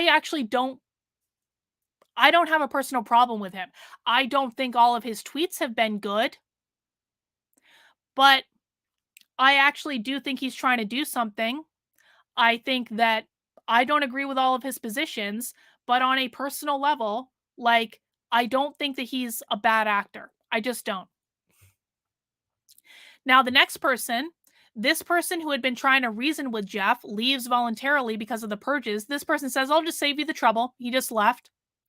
This person says, "Me too, peace out." This person is one of the most effective activists in New Hampshire. So that's really great, being pushed out of the group. Now, this person says, "Wow, tell us you have no idea the work we in New Hampshire are doing towards creating liberty in our lifetime, including having a serious political party, without telling us. I'm not sure why you came in guns blazing, but a top-down dictatorship is not likely to work among free staters. Why don't you try coming in and listening for a while?" So this person, again, trying to reason with Jeff, saying, This isn't working. Why don't you listen to us? And then someone posts the recent, so if you guys didn't know, there was recently a mini series about the Free State Project that aired on NBC. Recently, really complimentary. I actually haven't watched the whole thing yet, but like really, really, really good for the Free State Project. Makes the Free State Project look effing great. Everyone is really excited about this. It was a really well done series. And so this person posts, when the LP or the Mises Caucus gets an NBC docu-series on how effective they are, I will start believing they are in the same ballpark. But they aren't, and not even close. I will work with anyone, of course, but we live in the only state with a robust liberty movement. We are the only state with robust liberty clubhouses and liberty institutions. We are the only state where actual libertarians have political power. Again, I think it's a noble goal if we want to help the national movement. Hang on. But don't deny that we are much more effective and actually get stuff done. And then they posted a link to the docu-series, which I'm sure Jeff hasn't even bothered to watch. And then Jeff says, with all due respect, it has become very clear that the people here that do not believe in the viability of the LP, they've left this chat. We support the Free State Project and all your endeavors as well as growing a state LP. Well, no, Jeff has already said they don't support the Free State Project. He's already said that. And I have other places where Jeff has said that as well. So no, Jeff circling back now is not proof that he doesn't know that he supports the Free State Project. And then this person says, the LP was a 50-year failure. The blank had a head start on us for sure. I don't even remember why that was covered up, to be honest. It hasn't even. No, I think this is still Jeff. I think this is still Jeff. Okay. The LP had a 50-year failure on us. They had a head start on us for sure. It hasn't even been a year, and our formula has not been applied in New Hampshire. So now Jeff is telling us that in order to be a Mises Caucus affiliate in New Hampshire, we need to apply their exact same formula that they applied in every other state, because he doesn't understand that New Hampshire is not the same as every other state. Then he says, I have a list of 300 people who have signed up to take human action in New Hampshire. It's a goddamn shame they've never been looped in. And then this person says, if you have a list of 300 people, I'll get to work tomorrow giving them calls one at a time. That's interesting, and the first I've heard of such a thing. And again, they were trying to work with Jeff, saying, give us your list, we will reach out to them. Fine. That's what you're saying was a lie. I kind of question that too, if I'm honest about it. But I don't know either way. And then this person says two different things. Not believing in the viability of the LP and not believing in applying the exact same cookie cutter goals and strategies to the LP&H that are applied to the authoritarian 49. As I said, if you want to be effective for the MC in New Hampshire, you would benefit from listening and learning about our unique situation. Unfortunately, I'm afraid you may have alienated some of the people you might have learned from, which is exactly what happened. And then this person says, my 2 cents is LP&H will grow or die based on how many boots it puts on the ground. It has strong and passionate people that bleed the freedom movement. I would urge you not to conflate passion and belligerence. If you, i.e. MC leadership, can find a way to channel that energy into effective conduits, the entire LP liberty movement will be stronger for it. Let's not be so up in arms against our fellow compatriots. That said, give me a list and I'll go to bat. Where did the list come from? So again, people are saying, Jeff, let's make some fucking phone calls then. You have a list? Fine. Let's work together. This person says, I'm all ears. Have at it. This person says, okay. I'll say one last thing. I'm the biggest and most vocal critic of LPNH's more rougher tweets, not the least of which is because they have hurt me financially and professionally. And I think they have hurt the party a lot. I have voiced continued calls for a strong communication strategy for almost 12 months. There have been people who've been voicing that for longer, by the way, all of which has fallen on deaf ears. True. I'm more than a little slighted that by that, and it continues to chide me given the childish behavior and lack of holistic thinking about how much unprofessionalism and crudeness hurts the party long term. And then this right here I specifically highlighted because this person, again, this person is trying to help Jeff. That all said, Jeff, with much respect, I still think the way this conversation started was not very constructive. You came in guns blazing, assuming everyone was your enemy. You blasted blank when he was simply clarifying a point. You removed members of this chat for unknown reasons. Hang on. From an outside view, looking in, it looks like bridge building isn't your top priority. I am as passionate an MC person as you'll find in New Hampshire. True. Not anymore, though. But I don't feel this last 2 to 3 hours was handled very effectively or professionally. If you are trying to get folks to further entrench in their puerile positions, this sure was a good way to go about it. Again, this is the person that Jeff had recruited to be a MECOC organizer because he was a hardcore MECOC, who is now no longer interested because of how Jeff behaved. And then Jeff says, I came here to shake out those that don't believe in the MC or the LP. I want nothing but love and kumbaya. Does anyone think that Jeff has been spreading love and kumbaya in the way that he's been acting in the 3 hours of this conversation? And then I wrote, one of the people who collected an absurd amount of petitions to get the LPNH on the ballot last year left the group. What a great way to grow a serious party if you're driving all the people who helped gain ballot access away. So this person said, I believe in the LP and the MC, but I am sure glad I moved to New Hampshire to live with thousands of libertarians. I think he totally miserable and hopeless. I think I would be totally miserable and hopeless. I can see why many have become post-libertarians. If Jeffrey can help get a ton of great people elected here on a local level and increase our presence even more, then I welcome him.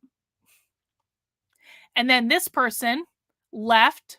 This person was basically one of the reasons that the LPNH was on the ballot in 2022. He collected thousands of petitions. Thousands of petitions. Left the group. 25% of loss of members today alone. That was how many people had been kicked out of the Mises Caucus so far at this point. 25%. That's good, right? You mean in this chat? After the 25% membership had already been removed or left voluntarily, they made one final attempt to reason with Jeff. This person says, I would suggest that you, 1, watch the NBC documentary blank posted above, 2, plan a visit to New Hampshire. Stay at the Independence Inn, a Free Stater / LPNH owned establishment. Organize a meet and greet and party there, inviting the current LPNH members, former Mises Caucus organizers, and folks to attend from your 300-person mailing list. Go to FSP events in Manchester and at the Shell and in the Seacoast region. Talk to folks about what they're doing, what drives them. Get a sense of what's going on here. It's very different from what you're used to, and any other MC strategy here has to take that into consideration, the liberty culture and community the Free State movement created. Dirt Floor Garage says, MC wouldn't even endorse a single New Hampshire candidate. MC never gave New Hampshire help on any level. Well, I think they did in the beginning, but I would agree with you now. I'm on board with that. And now I've remembered who you are. I knew who you were, and I could not remember who you are, but I remember now. And I'm glad you're here watching and providing context. And I'm not opposed to you guys as much as you guys may think. And then Jeffrey said, just a little curious, oh no, this person's replying. Just curious, did you know what the 6 million tweet was about? This person said, love this idea. I think you, Jeffrey, could have at least 2 separate meet and greets. Number 1, with senior LP members, we have natives, but a lot of us are from other states. If you think we aren't serious about liberty, that should fix it for you. But let's meet and talk about different visions. We can do it at the Independence Inn. The Independence Inn, again, is a free state-owned establishment. Reach out to the 300 on the mailing list that Jeff claims they have. If you have a list of 300 hot prospects then that no one knew about, let's invite them to the Independence Inn a day or so after the senior meeting. We can bill it as a meeting, meeting senior MC from out of state. You can do a dog and pony. Let's see. We can do a dog and pony, and then we talk a bit. Our only request is beer. Simply beer. For God's sakes, bring us some beer. We Granite Staters don't do anything without beer. We'll bring the jokes. Again, that was another joke. Then we can fill in your visit here by learning about what we're all about here. I suspect you think the Free State Movement is incidental to New Hampshire. I mean, you don't have it in PA, and so how important could it be? What we're doing here is remarkable, my friend, and I'm seriously renewed my hope and freedom in one small area someday. Now, Jeff just got a lot of really good advice. He got offers to bring people together, to meet people in New Hampshire. He got offers from several people to reach out to his mailing list. He got people that were like, Jeff, we need to guide you here because you don't understand what's going on in New Hampshire and we want to work with you, but like you aren't making it easy. And so do you know what he did at 6:11 p.m. after all of this? Jeff just started removing everyone from the group. There was no more talk. There was no more discussion. Jeff just started removing every single person from the group. That was it. And again, I have this because my husband was one of the very last people removed from the group. All right. So that happened. You can see here.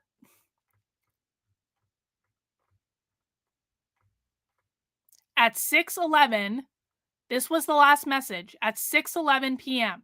And then the final purge started. And that was it. So when Jeff told Nick Incognito that he only removed 3 members of the group, let's just bring that up real quick. Hang on. So Jeff had replied to Nick saying, I went in there specifically to remove 3 low character people who turned their backs on us, hijacked our Twitter, changed our name to the Free State Base Caucus and the anti-Mises stuff, and changed the Gmail password. That was all a lie. Because they hadn't stolen the Twitter yet. So after Jeff removed everyone from the group, including my husband, who hadn't even contributed to the conversation. Yes, he was one of the first low character people removed from the group.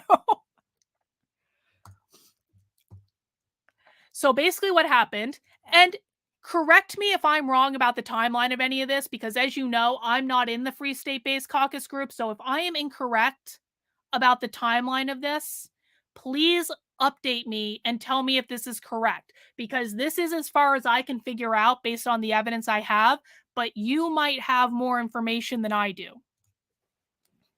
So half an hour. So when Jeff removed every single person from the Mises Caucus group, what happened is that I don't think all of those people, but a fair number of those people went over and joined the Free State Based Signal group, okay?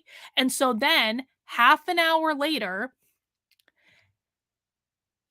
and I don't approve of the stealing of the Twitter account, but I understand why they did it. Half an hour later, at 6:40 p.m., the Free State Base Caucus hijacked the New Hampshire Mises Caucus Twitter account, changed it to the Free State Base logo, and posted this tweet basically needling Michael Heise and saying, "You tried to steal our party. You almost did. Ha ha ha. We outsmarted you." Now, let me explain why they did this. And again, if any Free State Base members in the chat want to correct me on this, I am open to displaying whatever you guys have on the screen. 2 years ago, there was an LP&H coup in which the then chair of the party, named Gilletta Jarvis, unilaterally purged everyone from the Libertarian Party of New Hampshire, changed the passwords to all the social media, took all of it away, and then proceeded to institute a loyalty oath to join the Libertarian Party of New Hampshire. This was a coup that was instigated by the then national chairman of the party because they were pissed off over the damn Twitter. One might see a lot of similarities between how the Mises Caucus has behaved in this and with what Gilletta and Joe Bishop Henchman did 2 years ago. So, when Gilletta kicked everyone out of the LP&H Twitter 2 years ago, what happened is the Mises Caucus took over the Mises Caucus Twitter and rebranded it as the LP&H in Exile Twitter account. And that was how they were communicating information about what was going on with the LP&H coup, was through the Mises Caucus Twitter. So 2 years later, when the Mises Caucus comes in, doesn't listen to anyone, and purges everyone from the damn caucus, even the people who were trying to help him, the Free State Base Caucus, because they're a bunch of smartasses, and I don't say that with any disrespect, they are a bunch of smartasses, they decided, apparently, to take over the Mises Caucus Twitter account and rebrand it as the Free State Based account because they were mirroring what happened 2 years ago during the LP&H coup. And any Free State Based members in the chat are welcome to correct me if I'm wrong about that and the intention behind it. Because to me, it's pretty clear that you were trying to give the middle finger to the Mises Caucus by saying you're no different than them. And that's why they did it. And again, I don't necessarily approve of it. I wasn't involved in it. But it is extremely clear to me, based on the timestamps, that all of this happened half an hour after Jeff purged everyone from the Mises Caucus. To say that the MC hasn't applied outside pressure and edicts would be a lie. Well, I tend to agree with you on that. Now, I want to watch what Michael Heise and Jeff Douglas then did the following day. So,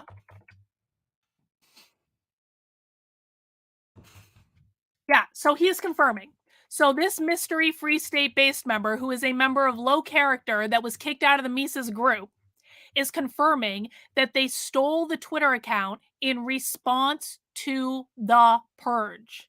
They did not steal the Twitter account prior to the purge. It was a response to the purge. Thank you. Now, at this point, I knew everyone was purged from the account. I knew that I had had a private conversation with Jeff, and I'll show you the tweet. I'll show you. So I had had a private conversation with Jeff. This is Jeff contacting me on Monday, asking me to talk. This is the private conversation. This is the text conversation that I had with Jeff. So Jeff contacted me on Monday, 2 days before all of this. So gave me this big fucking speech about, I need you to step up and be a Mises Caucus organizer. I wasn't really, to be quite frank, like all that motivated by that because I've got too much other stuff going on. But I already have a separate thing that I'm working on anyway that I was like, you know what? the Mises Caucus organizing apparatus would actually be kind of helpful in me achieving my separate thing that is distinct from the party that I'm not ready to talk about yet, but I actually think is really cool. So I was like, fuck it. If I can use the Mises Caucus to help me to get a hold of their list, if it does exist, and help me build this other thing that I want to do anyway, fine, I'll work with them, like whatever. And if that ends up influencing the direction of the Libertarian Party communication, then I'm totally fine with that. So I emailed Jeff back, or texted Jeff back saying, yeah, okay, Jeff, I'm in. And then Jeff said, we don't need you anymore. We've got 2 hardcore mecocs that are going to step up. That was a flat out lie, and I knew that was a lie. And so this is all happening at the same time that he's purging the Mises Caucus Twitter account on Wednesday. And Jeff told me, when I asked you if you were interested, you said, let me think about it. Exactly. I said, let me think about it. I knew you weren't with us, but thought you might be interested. I've been with the Mises Caucus for 2 years. I have never shit-talked the Mises Caucus. I have done basically anything that I was asked to do. So why was I hearing from the national coordinator that I was not with the Mises Caucus when I was with the Mises Caucus for 2 effing years? And I know there are others who are hardcore mecocs who are down to step up. I'm sorry, that seems like a slap in the face. Well, no, Jeff. What was a slap in the face was you lying to me and honestly believing that I was stupid enough to not see through the lies that you were telling me. Let's see. And then Jeff told me that because of an out of context smear campaign, that I'm just too toxic for the MC to be associated with. Now, do you guys know that according to the Southern Poverty Law Center, Michael Heise is a right-wing racist bigot? Do you guys know that there has been a whole article? Hang on, let me see if I can find it real quick. Let me see. Southern Poverty Law Center, Michael Heise. Let me see. Mises Caucus.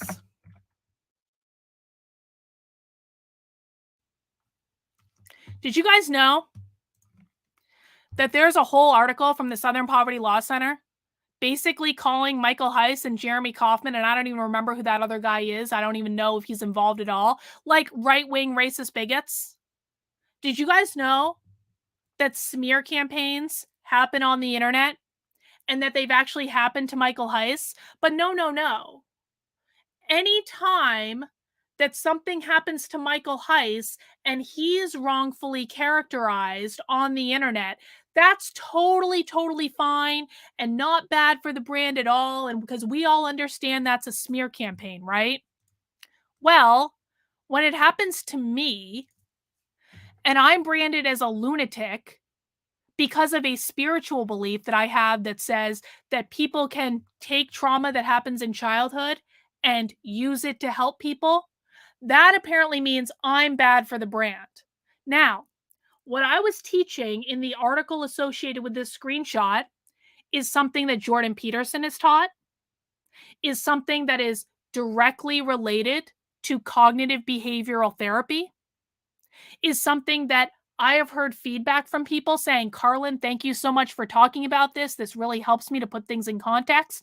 But no, when a smear campaign is perpetrated against me, it must be the God's honest truth, and I'm just an unhinged lunatic. It's not a smear campaign at all, unlike this. The reason I bring this up is that Michael Heise and Jeff Douglas should know better than any other people on the internet what a smear campaign looks like. But still, they're choosing to weaponize a smear campaign against me to basically shit on me after I offered to help them. And again, this is all going on at the same time that Jeff was purging people from that Mises Caucus group. He also texted someone that I'm working with on this other project saying, "Are you ruffling feathers? Your girl Carlin is a bit unhinged, and she tells me you're in her pocket." I never said anyone was in my pocket. That didn't happen.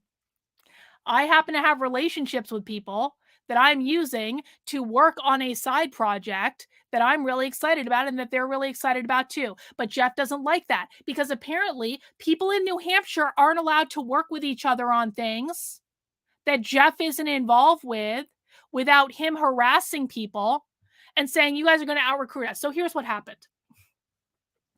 So when Jeff lied to me about having these two hardcore mecocs as organizers, I was basically like, "Why are you lying to me, Jeff?" And I said to him, and you know what the ironic part is? If Michael Heise had read the copy of my book that I gave him at the national convention back in June, he would have flat out known that this is one of my tactics.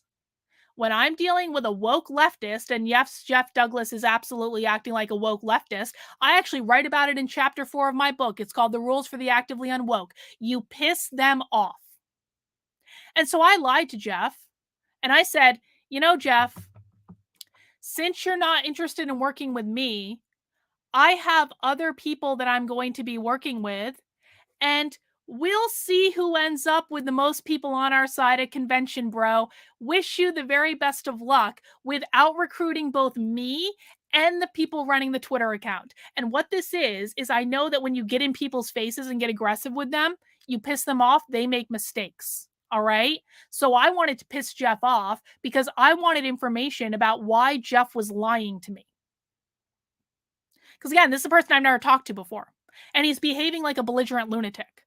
So I pissed him off, and he started getting more belligerent. He texted this person saying, "Carlin's saying you're in her pocket." And then this person sent him back a whole message, and I'm not going to show you the message, but basically what the message said is, "Jeff, Carlin and I are going to work together because I'm interested in working with people who are interested in doing things in the real world. And I vouch for Carlin because she's one of the only people willing to step up and do this. And we are perfectly willing to work with you in order to do this." So this person that Jeff texted was like, "We're totally willing to work with you, Jeff. Just let us know. We just want to do stuff in the real world." And again, Jeff said to him, "Nope, we'll start over." So it kind of seems to me like Jeff telling this person at the same time that he was purging the entire Mises Caucus group, it kind of sounds to me like he's saying he's purging the entire group. And then he went and purged the entire effing group. Okay? And then what happened is I was pissed off. So I posted about what Jeff was doing in the Mises Caucus Facebook group. I said, "So, hey, no big deal, but Jeff Douglas kicked everyone in New Hampshire out of the Mises Caucus tonight, including a bunch of people who still wanted to work with it. So I guess there's that. I really believed in the Mises Caucus and did everything I could to support the takeover, even after the mood soured in New Hampshire for reasons. I stuck with it. I wanted them and the party to be successful. But if this is what it's come to, then I don't know what to say. I don't agree with a lot of the messaging in New Hampshire. It's one of the reasons I left the comms team last year, which is true." And by the way, I've seen people saying that I rage quit the comms team. A lot of people quit the comms team. It wasn't just me. A lot of people quit the comms team for different reasons. But I didn't rage quit. I quit because I was not happy with the messaging. I didn't feel like I was being listened to. I didn't feel like I was valued, and so I left. And so did others for exactly the same reasons. That's what happens. Let's see. I like based messaging as much as anyone, but sometimes it was just bad and inflammatory for no good reason. But to spit in the faces of people who worked with the caucus and who weren't actively working against them, even people who had nothing to do with the messaging, by just summarily booting everyone out of the caucus goes beyond my disagreement with the LPNH Twitter. Grow up. I posted that in the Libertarian Mises Caucus Facebook group, and I got banned for it. And then I texted Michael Heist and I said, I DM'd him on Twitter and I said, "Hey, Mike, I've always been supportive of the Mises Caucus, even when things split in New Hampshire. I never left. I never shit talked the caucus as much as many others did. So it's super clarifying to hear from Jeff that you guys don't want to associate with me over a spiritual belief that is held by millions of people and that is literally taught by Jordan Peterson because you bought into a smear campaign. Very stunning, very brave."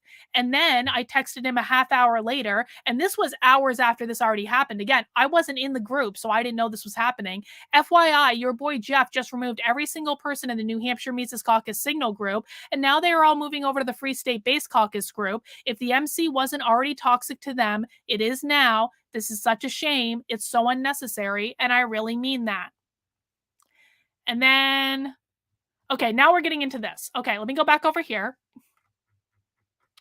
So after all this has happened, after Jeff has summarily come in and purged everyone from the Mises Caucus group, and a lot of those people moved over to the Free State Based group, and after Jeff had told me that I was never with the Mises Caucus and had started spreading around the internet that I was begging him to be an organizer, which never happened, Michael Heise goes into the state organizers Discord for the Mises Caucus and starts lying to people. This was the day after. So you can see this was 9:43 a.m. This is on Thursday morning, okay? The reason I have these screenshots is these screenshots got taken in the Mises Caucus Discord and then leaked into a group called Libertarianism at Night, which has like 6,000 people in it. And then a member in that Facebook group said, "Carlin, have you seen these messages?" And they sent me all the messages, which is how I have them. So Michael Heiss says, "Jeff will be in here soon enough, but things have finally come to a head in New Hampshire. The previous leadership and their friends have been going around New Hampshire and lying about me and the caucus for a couple of months." That's not entirely true.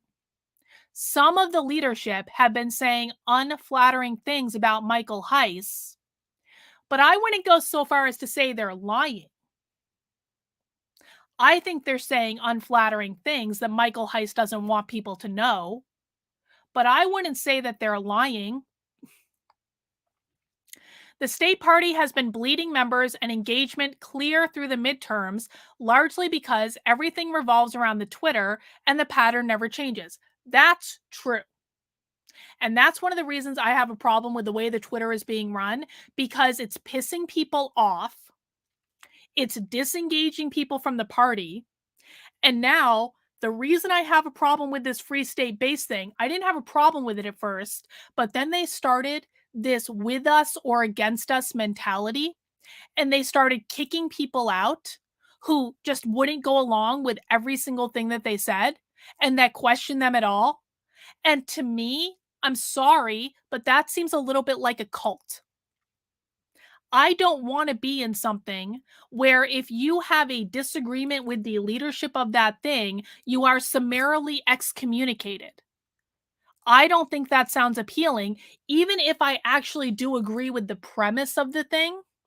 Because to be quite frank, again, I didn't join this to join a fucking cult. So I actually do agree with that statement. I have been kicked out and blocked by Eric from that group. That is true. And I'm not the only one who feels that way. And it's really disheartening. It's really hurtful, and it's really disheartening. Go into the block list on the Twitter and look who's on it. Because I supported that group, And then as soon as I started questioning Eric, I was blocked on everything. And I'm not the only one. There are several people. There are multiple people that I've spoken to in the last week who are, do you know that people were not allowed to be in the group because they were women who weren't considered based enough? It's been really hurtful to a lot of people. And I know you probably don't want to hear this, but that is the truth. It's been really hurtful to a lot of people. Oh, yeah. I'm currently blocked from the Twitter. Yeah.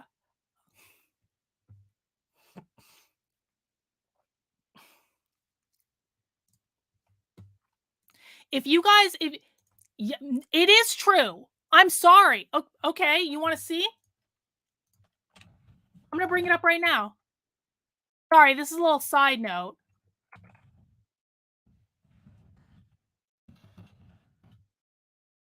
Let me see. I will show you right now. Oh, I'm not blocked anymore. Someone unblocked me. Well, I was blocked earlier this week, so I'm glad to see that I'm not blocked anymore, but I absolutely was blocked earlier this week. And I know, and I'm not going to say names on the internet, but I know because I've had a conversation with someone in the last couple of days who told me they were not allowed to join the Free State Based group because they weren't considered based enough. And this was a longtime member. This was a delegate in Reno who was not allowed to join because they weren't considered based enough. And they were really hurt by that. And they're not the only ones. So if you guys are not operating like a cult anymore, then I would be much more open to being involved or whatever. But like, it's been really upsetting, to be honest. It's been really upsetting and really hurtful. Anyway, let me continue with what Michael Heise said. It is the truth. It is the truth. And maybe it didn't come from you, and I can understand that, but there are other members of the group, okay?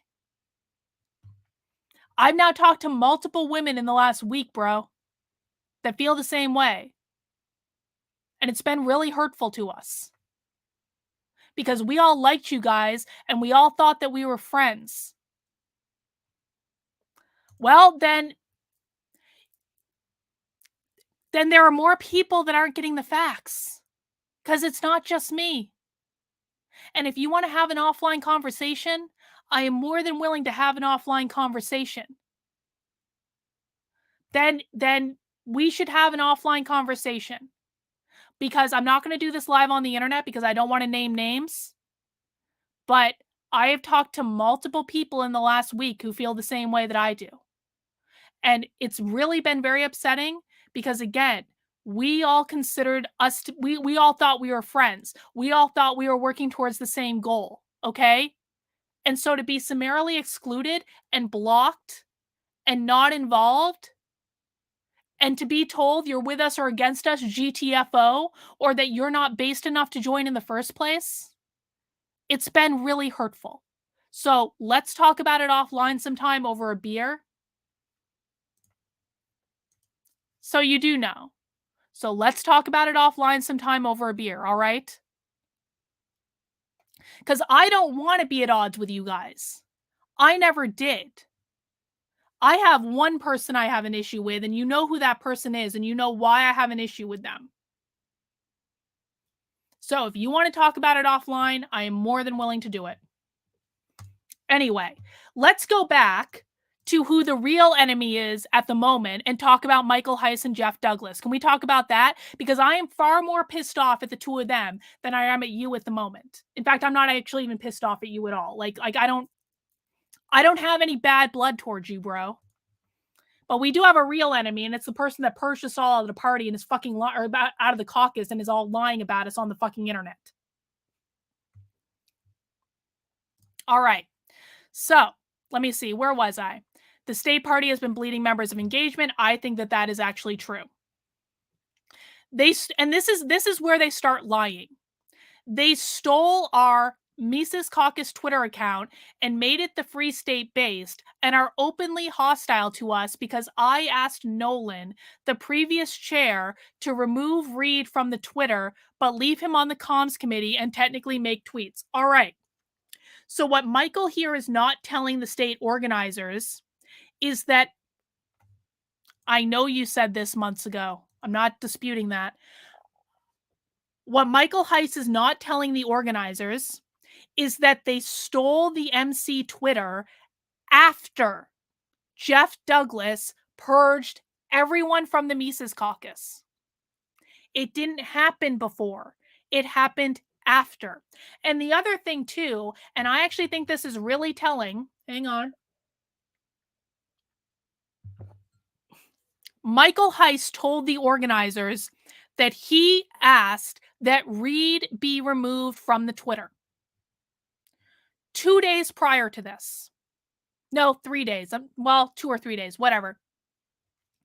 A couple days prior to telling the state organizers this, in the conversations that I had with both Jeff Douglas and Michael Heise, they told me that anyone who was saying that Michael Heise asked the LPNH to remove Reed from the Twitter was lying. They told me that when Michael Heise said, well, why don't you just remove Reed from the Twitter? That was just an off-the-cuff remark that didn't really mean anything. And to be quite frank, I didn't really care either way because I was already over this entire thing. So I didn't really give two shits about it either way. But here, it seems as though Michael Heise is admitting that he told the LPNH to remove Reed from the Twitter and that Nolan agreed, which I don't think is actually the truth. But he's lying to the state organizers about that. But that's not even the biggest thing I have an issue with. This way, I get to run cover and they get to continue on. Nolan was an active participant in these convos and said he wanted the same outcome. I don't believe that's true, but it's not pertinent to the point that I'm making. Ultimately, he offered to be a point man on all tweets going forward, and I conceded this was a better idea. This all revolved around the 6 million tweet, which legitimately harmed people's jobs and businesses. After the fact, they made this out to be some big affront by me and started crying victim.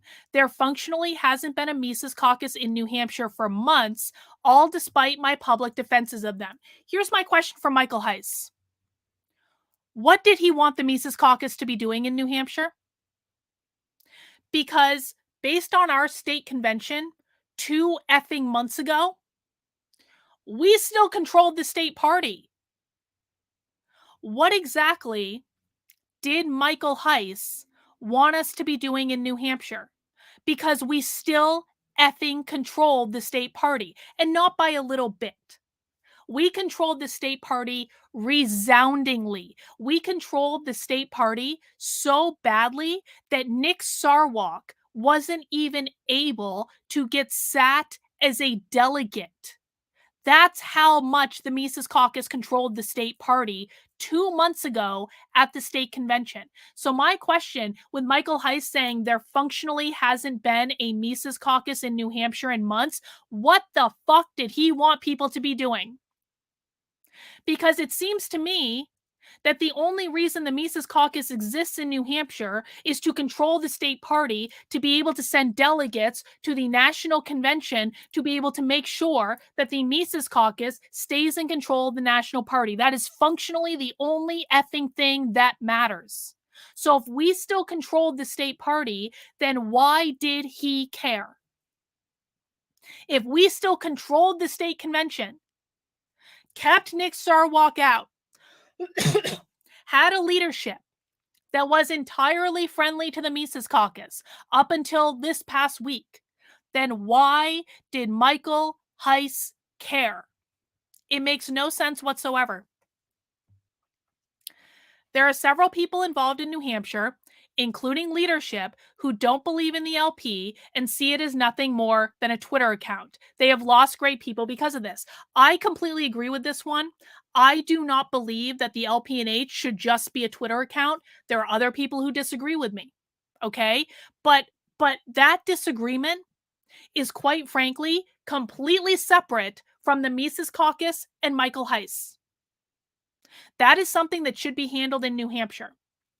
And one of the reasons that I have tiptoed into speaking out before this against the Mises Caucus is I don't like it when people outside of New Hampshire try to stick their nose into New Hampshire's business. If you want to influence what's going on in New Hampshire, then you need to learn the players, come and get involved, learn what people are doing. It is no one else's business to stick their nose into the workings of the Libertarian Party of New Hampshire. That is why Michael Heise pissed people off.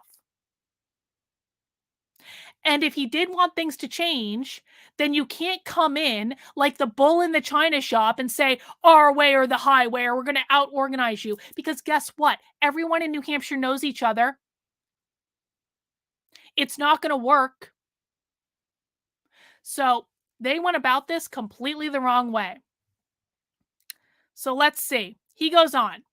Last night, Jeff was made the admin of the the Mises Caucus group chat, and it quickly became clear that would become impossible to sort through the ship posters from the people who actually wanted to work with Jeff to hit the reset button. This is the biggest lie that Michael Heise and Jeff Douglas have told.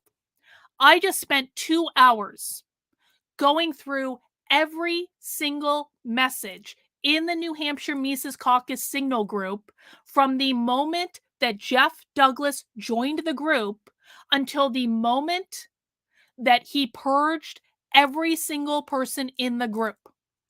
It is not true in any objective sense that it was impossible to sort through the ship posters. In fact, if you go back and read every single message objectively, Jeff Douglas was the one who antagonized the entire situation. Jeff Douglas was the one who came in, was insulting people, was diminishing the efforts of everyone in New Hampshire over the last couple years, was saying my way or the highway, was saying you're with us or against us, was like he was the antagonist the entire effing time. Again, I wasn't even in the fucking chat. I saw all this after the fact. So I didn't really have any, I wasn't on any side until I saw that Jeff Douglas was the antagonist. So then for Michael Heise to come and say, Jeff Douglas, was added as an admin of the chat. And it quickly became clear that it was impossible to sort through all the ship posters and the people who actually wanted to work. That there were people offering to work with Jeff the entire effing time. You can go back and read the messages for yourself. So that's a lie. And then he said, Carlin wanted to step up as an organizer. Not true. Jeff begged me to and then took it back. And Jeff told her that'd be up to the other organizers. No, he didn't. No, he did not. No. At no point did Jeff Douglas say to me, Carlin, that'll really be up to the other organizers. No. What happened is that Jeff Douglas called me on Monday, gave me a half-hour fucking speech about why I needed to step up and be an organizer. I told him I needed to think about it because I didn't know if it was gonna work, and I didn't know if I wanted to do it anyway. And then after making a bunch of phone calls, I decided maybe something beneficial could happen with this. So fine, I was willing to give it a try. And then Jeff Douglas told me, Carlin, you were never involved with the Mises Caucus and you're bad for the brand. So fuck you. No. That's what happened. There was never any talk of, if the other organizers approve of you, Carlin, then that's okay. And then Michael Heise goes, we don't think she'd be good for the brand, and now she's freaking out. Well, I wasn't the one who contacted someone's mother.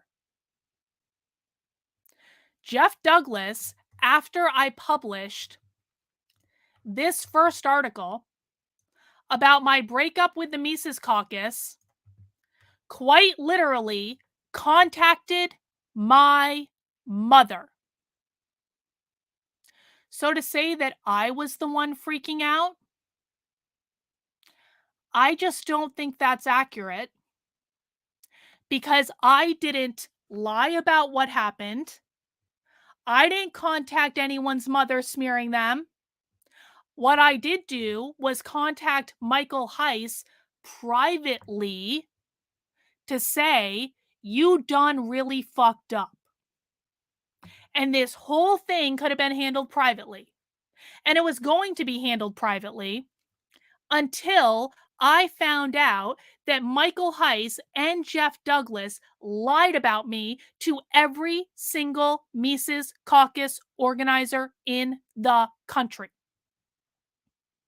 When you start lying about me to what, over 100 fucking people, and you start smearing me, saying I was never involved with the Mises Caucus when I've been involved in it for 2 years, and you start buying into a smear campaign when you've damn well been the target of smear campaigns yourself and you know what it looks like, and you start messaging people's mothers, and if people weren't aware, let me just go back, I'll show people what I'm talking about in another window. When you start messaging people's mothers, smearing them, and lying about them for people that have helped you for 2 years and have stood by you for 2 years,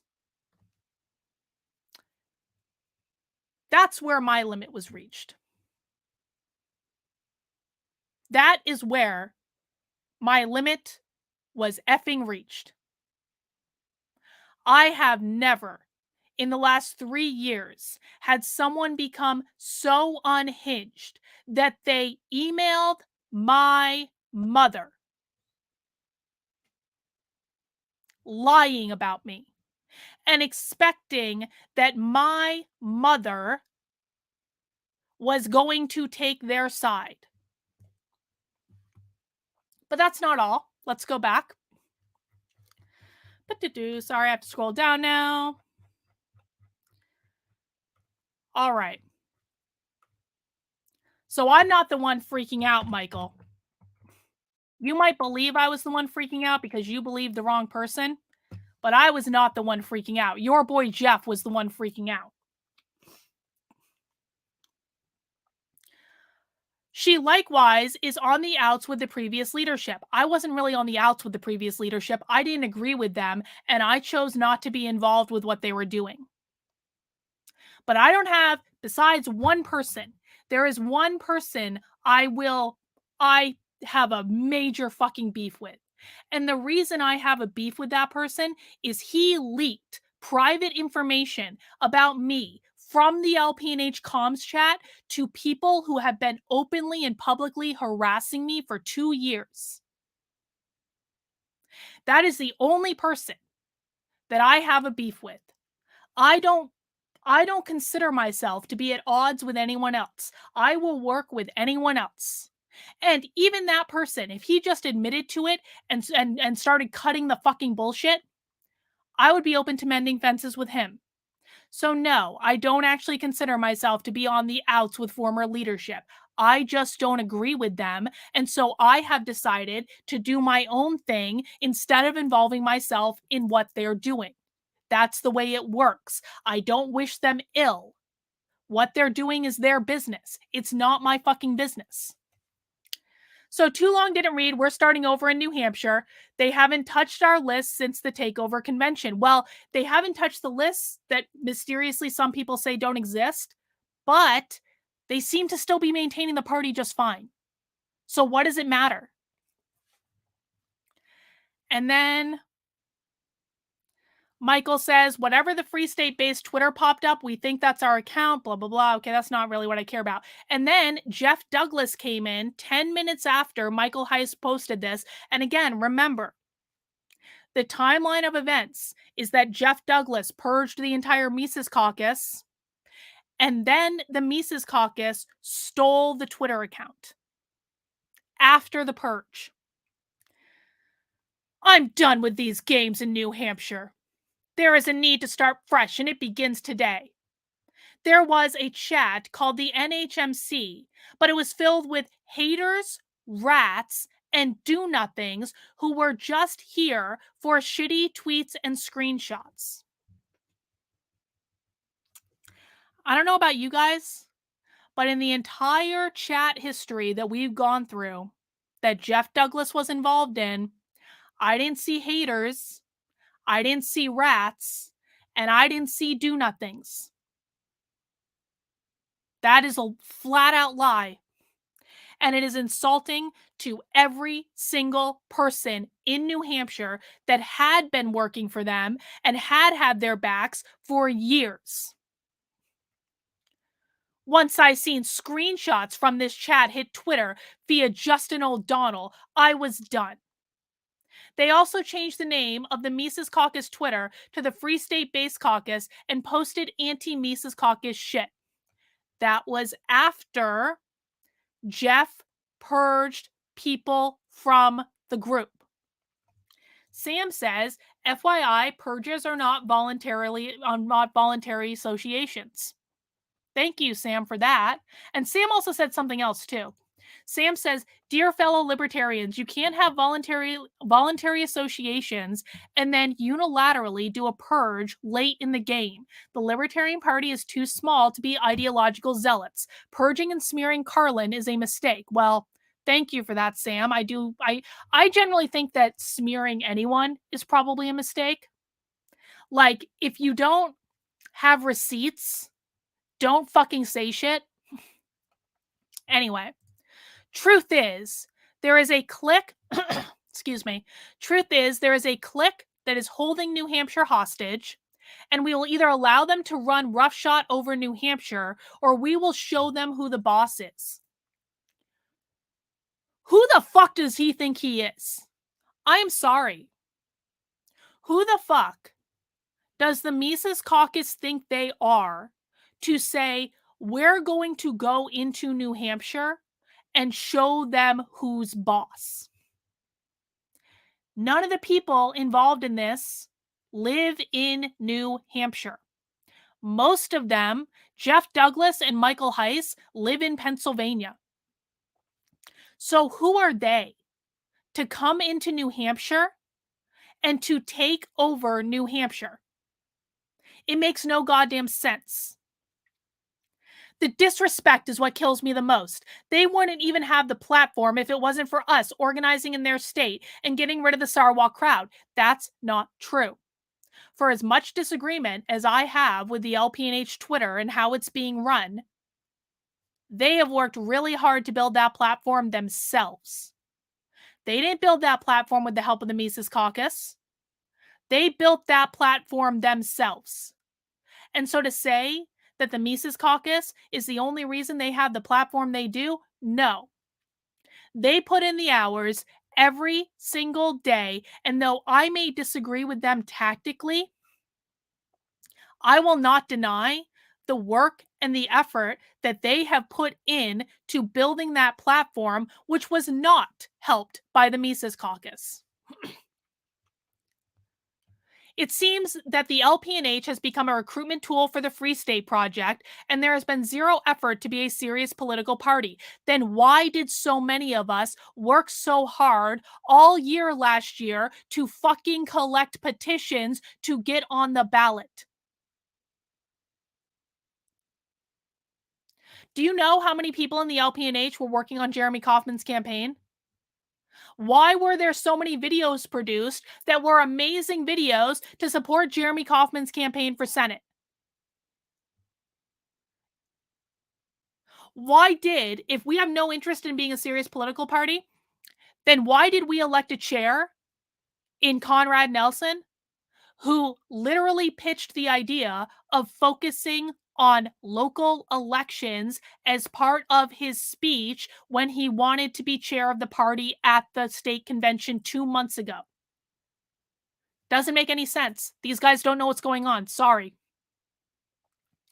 Their whole meaning in life is coming up with clever tweets. Well, I do agree that some people's lives have started to revolve around the Twitter. And I don't think that's a good idea. And I think they're addicted to the Twitter, and I don't think that that's good. And I think they are appealing to right-wing and alt-right lunatics, and I don't think that's good. However, none of that means that what Jeff is saying is truthful.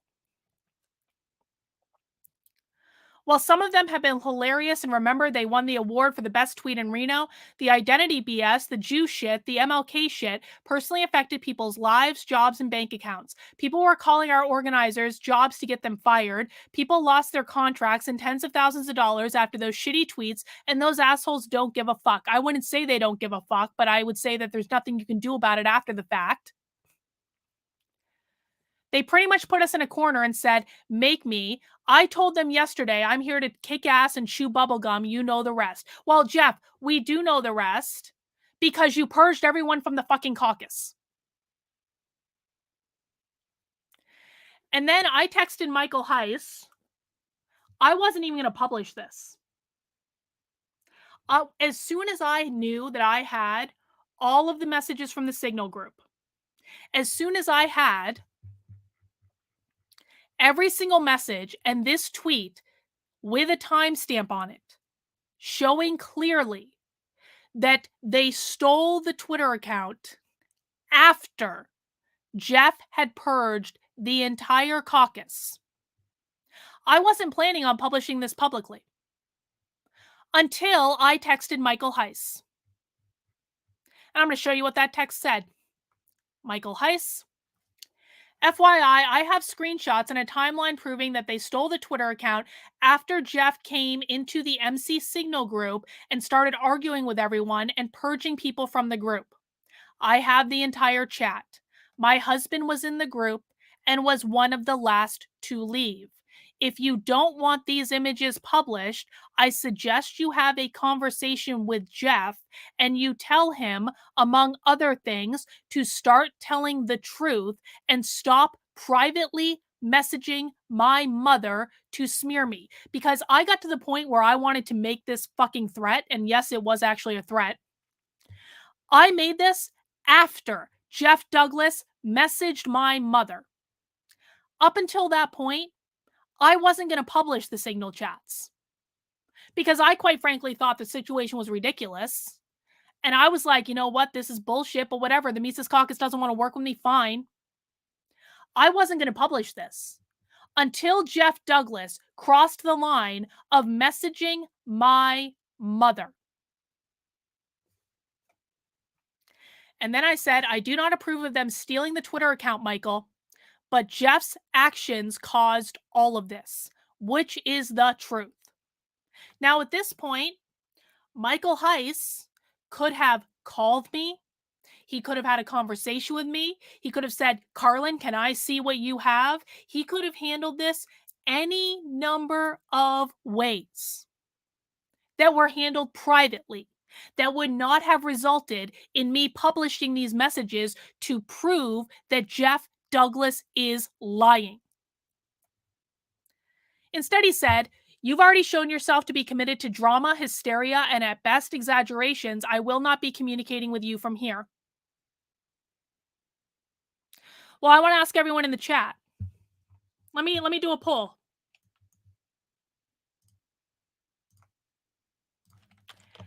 Have I... Okay, let me see. What do I want to poll on? Who is being dramatic in this situation? Carlin or the Mises Caucus? You let me know who you think is being dramatic in this situation. And I said, great, then I'm publishing the screenshots. And I said, no one will say that I didn't try to work with you guys and communicate with you, and you were the ones who didn't want that. Dirt Floor Garage says, I gave up 2 years of my life, money, weekends, family time. Saying that I didn't do anything is more disingenuous. I 100% agree with you. Again, there were members of the New Hampshire Mises Caucus that were working with them for a really long time. There were members of the New Hampshire Mises Caucus who spent thousands of dollars out of their own pockets to support the Mises Caucus. There were members of the New Hampshire Mises Caucus who traveled to Pennsylvania a year ago to support them at the Pennsylvania convention. There were members of the New Hampshire Mises Caucus who became delegates at the national convention to support them. And now they're just shitting all over everyone when they don't even understand what is going on in New Hampshire. They have people reaching out to them saying, "We want to work with you guys. Come to New Hampshire. We'll show you what's happening. Come work with us. This is not the best way to go about this." And they're just shitting on us over and over and over and over and over again. So I said it last time and I'll say it again. I find this whole thing to be incredibly disappointing. I gave 2 years of my life to the Mises Caucus. I was trying to help Jeff, and in return, I got shit on, lied about, told I was never involved, smeared, and had my own mother privately messaged by him with more falsehoods. And the same thing happened to so many good people in New Hampshire who have supported the Mises Caucus for years and still wanted to find a way to work together. This is not a serious effort. Maybe it was at one time. I don't know what it's turned into now. And finally, to be clear, I still am and will remain a member of both the Libertarian Party of New Hampshire and the National Libertarian Party. That will not change. Getting purged from a caucus along with anyone else in the state does not mean that I or anyone left the party. And I want to read the end of this article too, because so after I published the first one, Jeff Douglas defamed me. I want to show you guys this. Jeff Douglas, this was posted after I published this first article, but prior to me publishing all the screenshots. Jeff Douglas posted this comment on Facebook. "The actual truth isn't being told. Screenshots are still being shared from the private group chat, but it still exists." Well, now all the screenshots have been shared, Jeff. "There are still people who I know were trustworthy, and I don't know all of you. So understand we are rebuilding with verified, trusted Mecox." No, they're not. I cannot emphasize this enough. If Jeff Douglas and Michael Heise are continuing to say that the Mises Caucus is alive and well in New Hampshire, they are lying. They are lying. There is no one right now who wants to be involved with them, and that is entirely because of Jeff Douglas's actions. It sucks that people can be so low character, and I felt I had no other option and it needed to be started over. No purge occurred. That's a lie, but that wouldn't fit into her narrative, being me, that she is selling to all of you. So you guys can judge for yourself. Did a purge occur? Let's look at that. Let me look at that. So in this poll, 100% of the people in the first poll think that the Mises Caucus are the ones being dramatic and not me. So let's do another poll. Let's do another one. Did the Mises Caucus purge? Okay, let me say, did a purge occur? Did a purge occur of the New Hampshire Mises Caucus? Yes or no? You agree with Jeff, now that you've seen all the evidence, that a purge did not occur. The actual truth is, I offered her to be an organizer and she accepted. Well, and then people came warning me about her and shared some of her very controversial statements she made online, including one saying children need to be raped in order to have that experience to help future rape victims. I never said that. This borders on fucking defamation. And if Jeff really wants to push the handle on this and continue saying I said that, we'll see what's up. Because I have never, not once, said children need to be raped. That is not what I said at all. What I said is that when people experience trauma in childhood, they can channel that trauma to help people later in life. And just because someone experiences trauma in childhood does not mean their life is destroyed. It does not mean their life is over.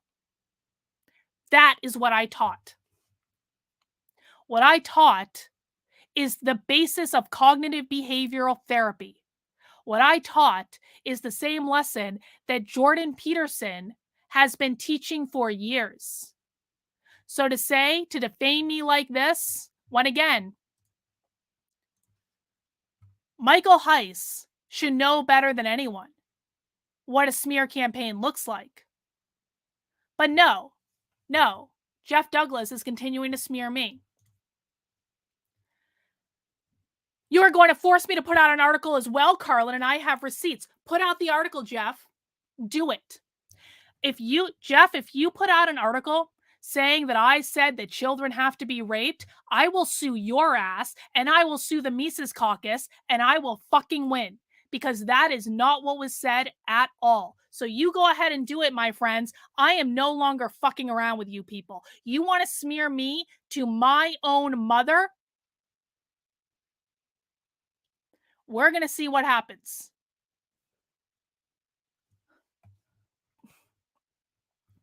So I said, Jeff is lying.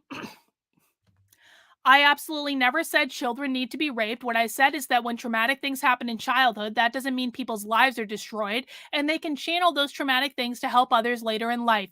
To claim that I ever said children needed to be raped borders on defamation, is a gross mischaracterization of what actually occurred, and seriously makes me question Jeff's level of intelligence and reading comprehension.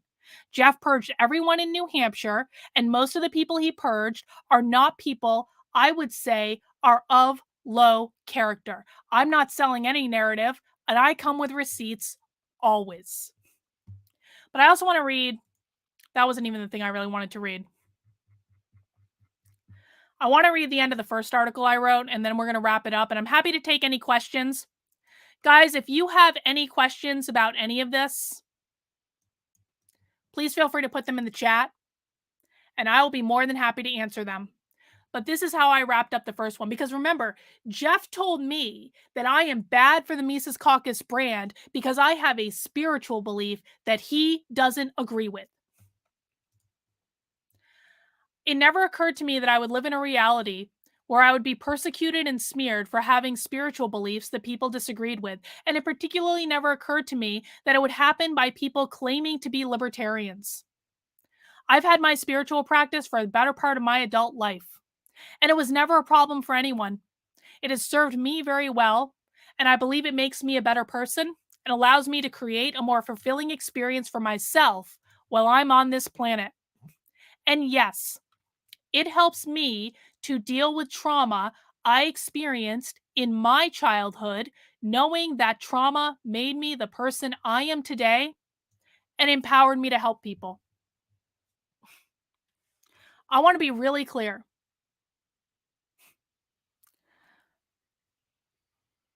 One of the reasons that I teach my spiritual beliefs to other people is because they have helped me to deal with trauma that I experienced in my childhood, that I know I have been able to channel to help other people. And so why wouldn't I teach that to other people? I have received countless messages on that article that Jeff is using to smear me. I have received countless messages from people saying, thank you for teaching me that. That really helped me. Or thank you, Carlin. That happened to me too. Or I know that I'm doing what I'm doing today because I had trauma in childhood, and now I'm helping people who do the same. You're telling me that I'm not supposed to teach something that is helpful to people because you personally don't find it satisfying, Jeff? Okay. Will I change my political affiliations? No, I will not. The Mises Caucus is not the Libertarian Party. They might think they're the Libertarian Party, but they are not the Libertarian Party. So no, I will not.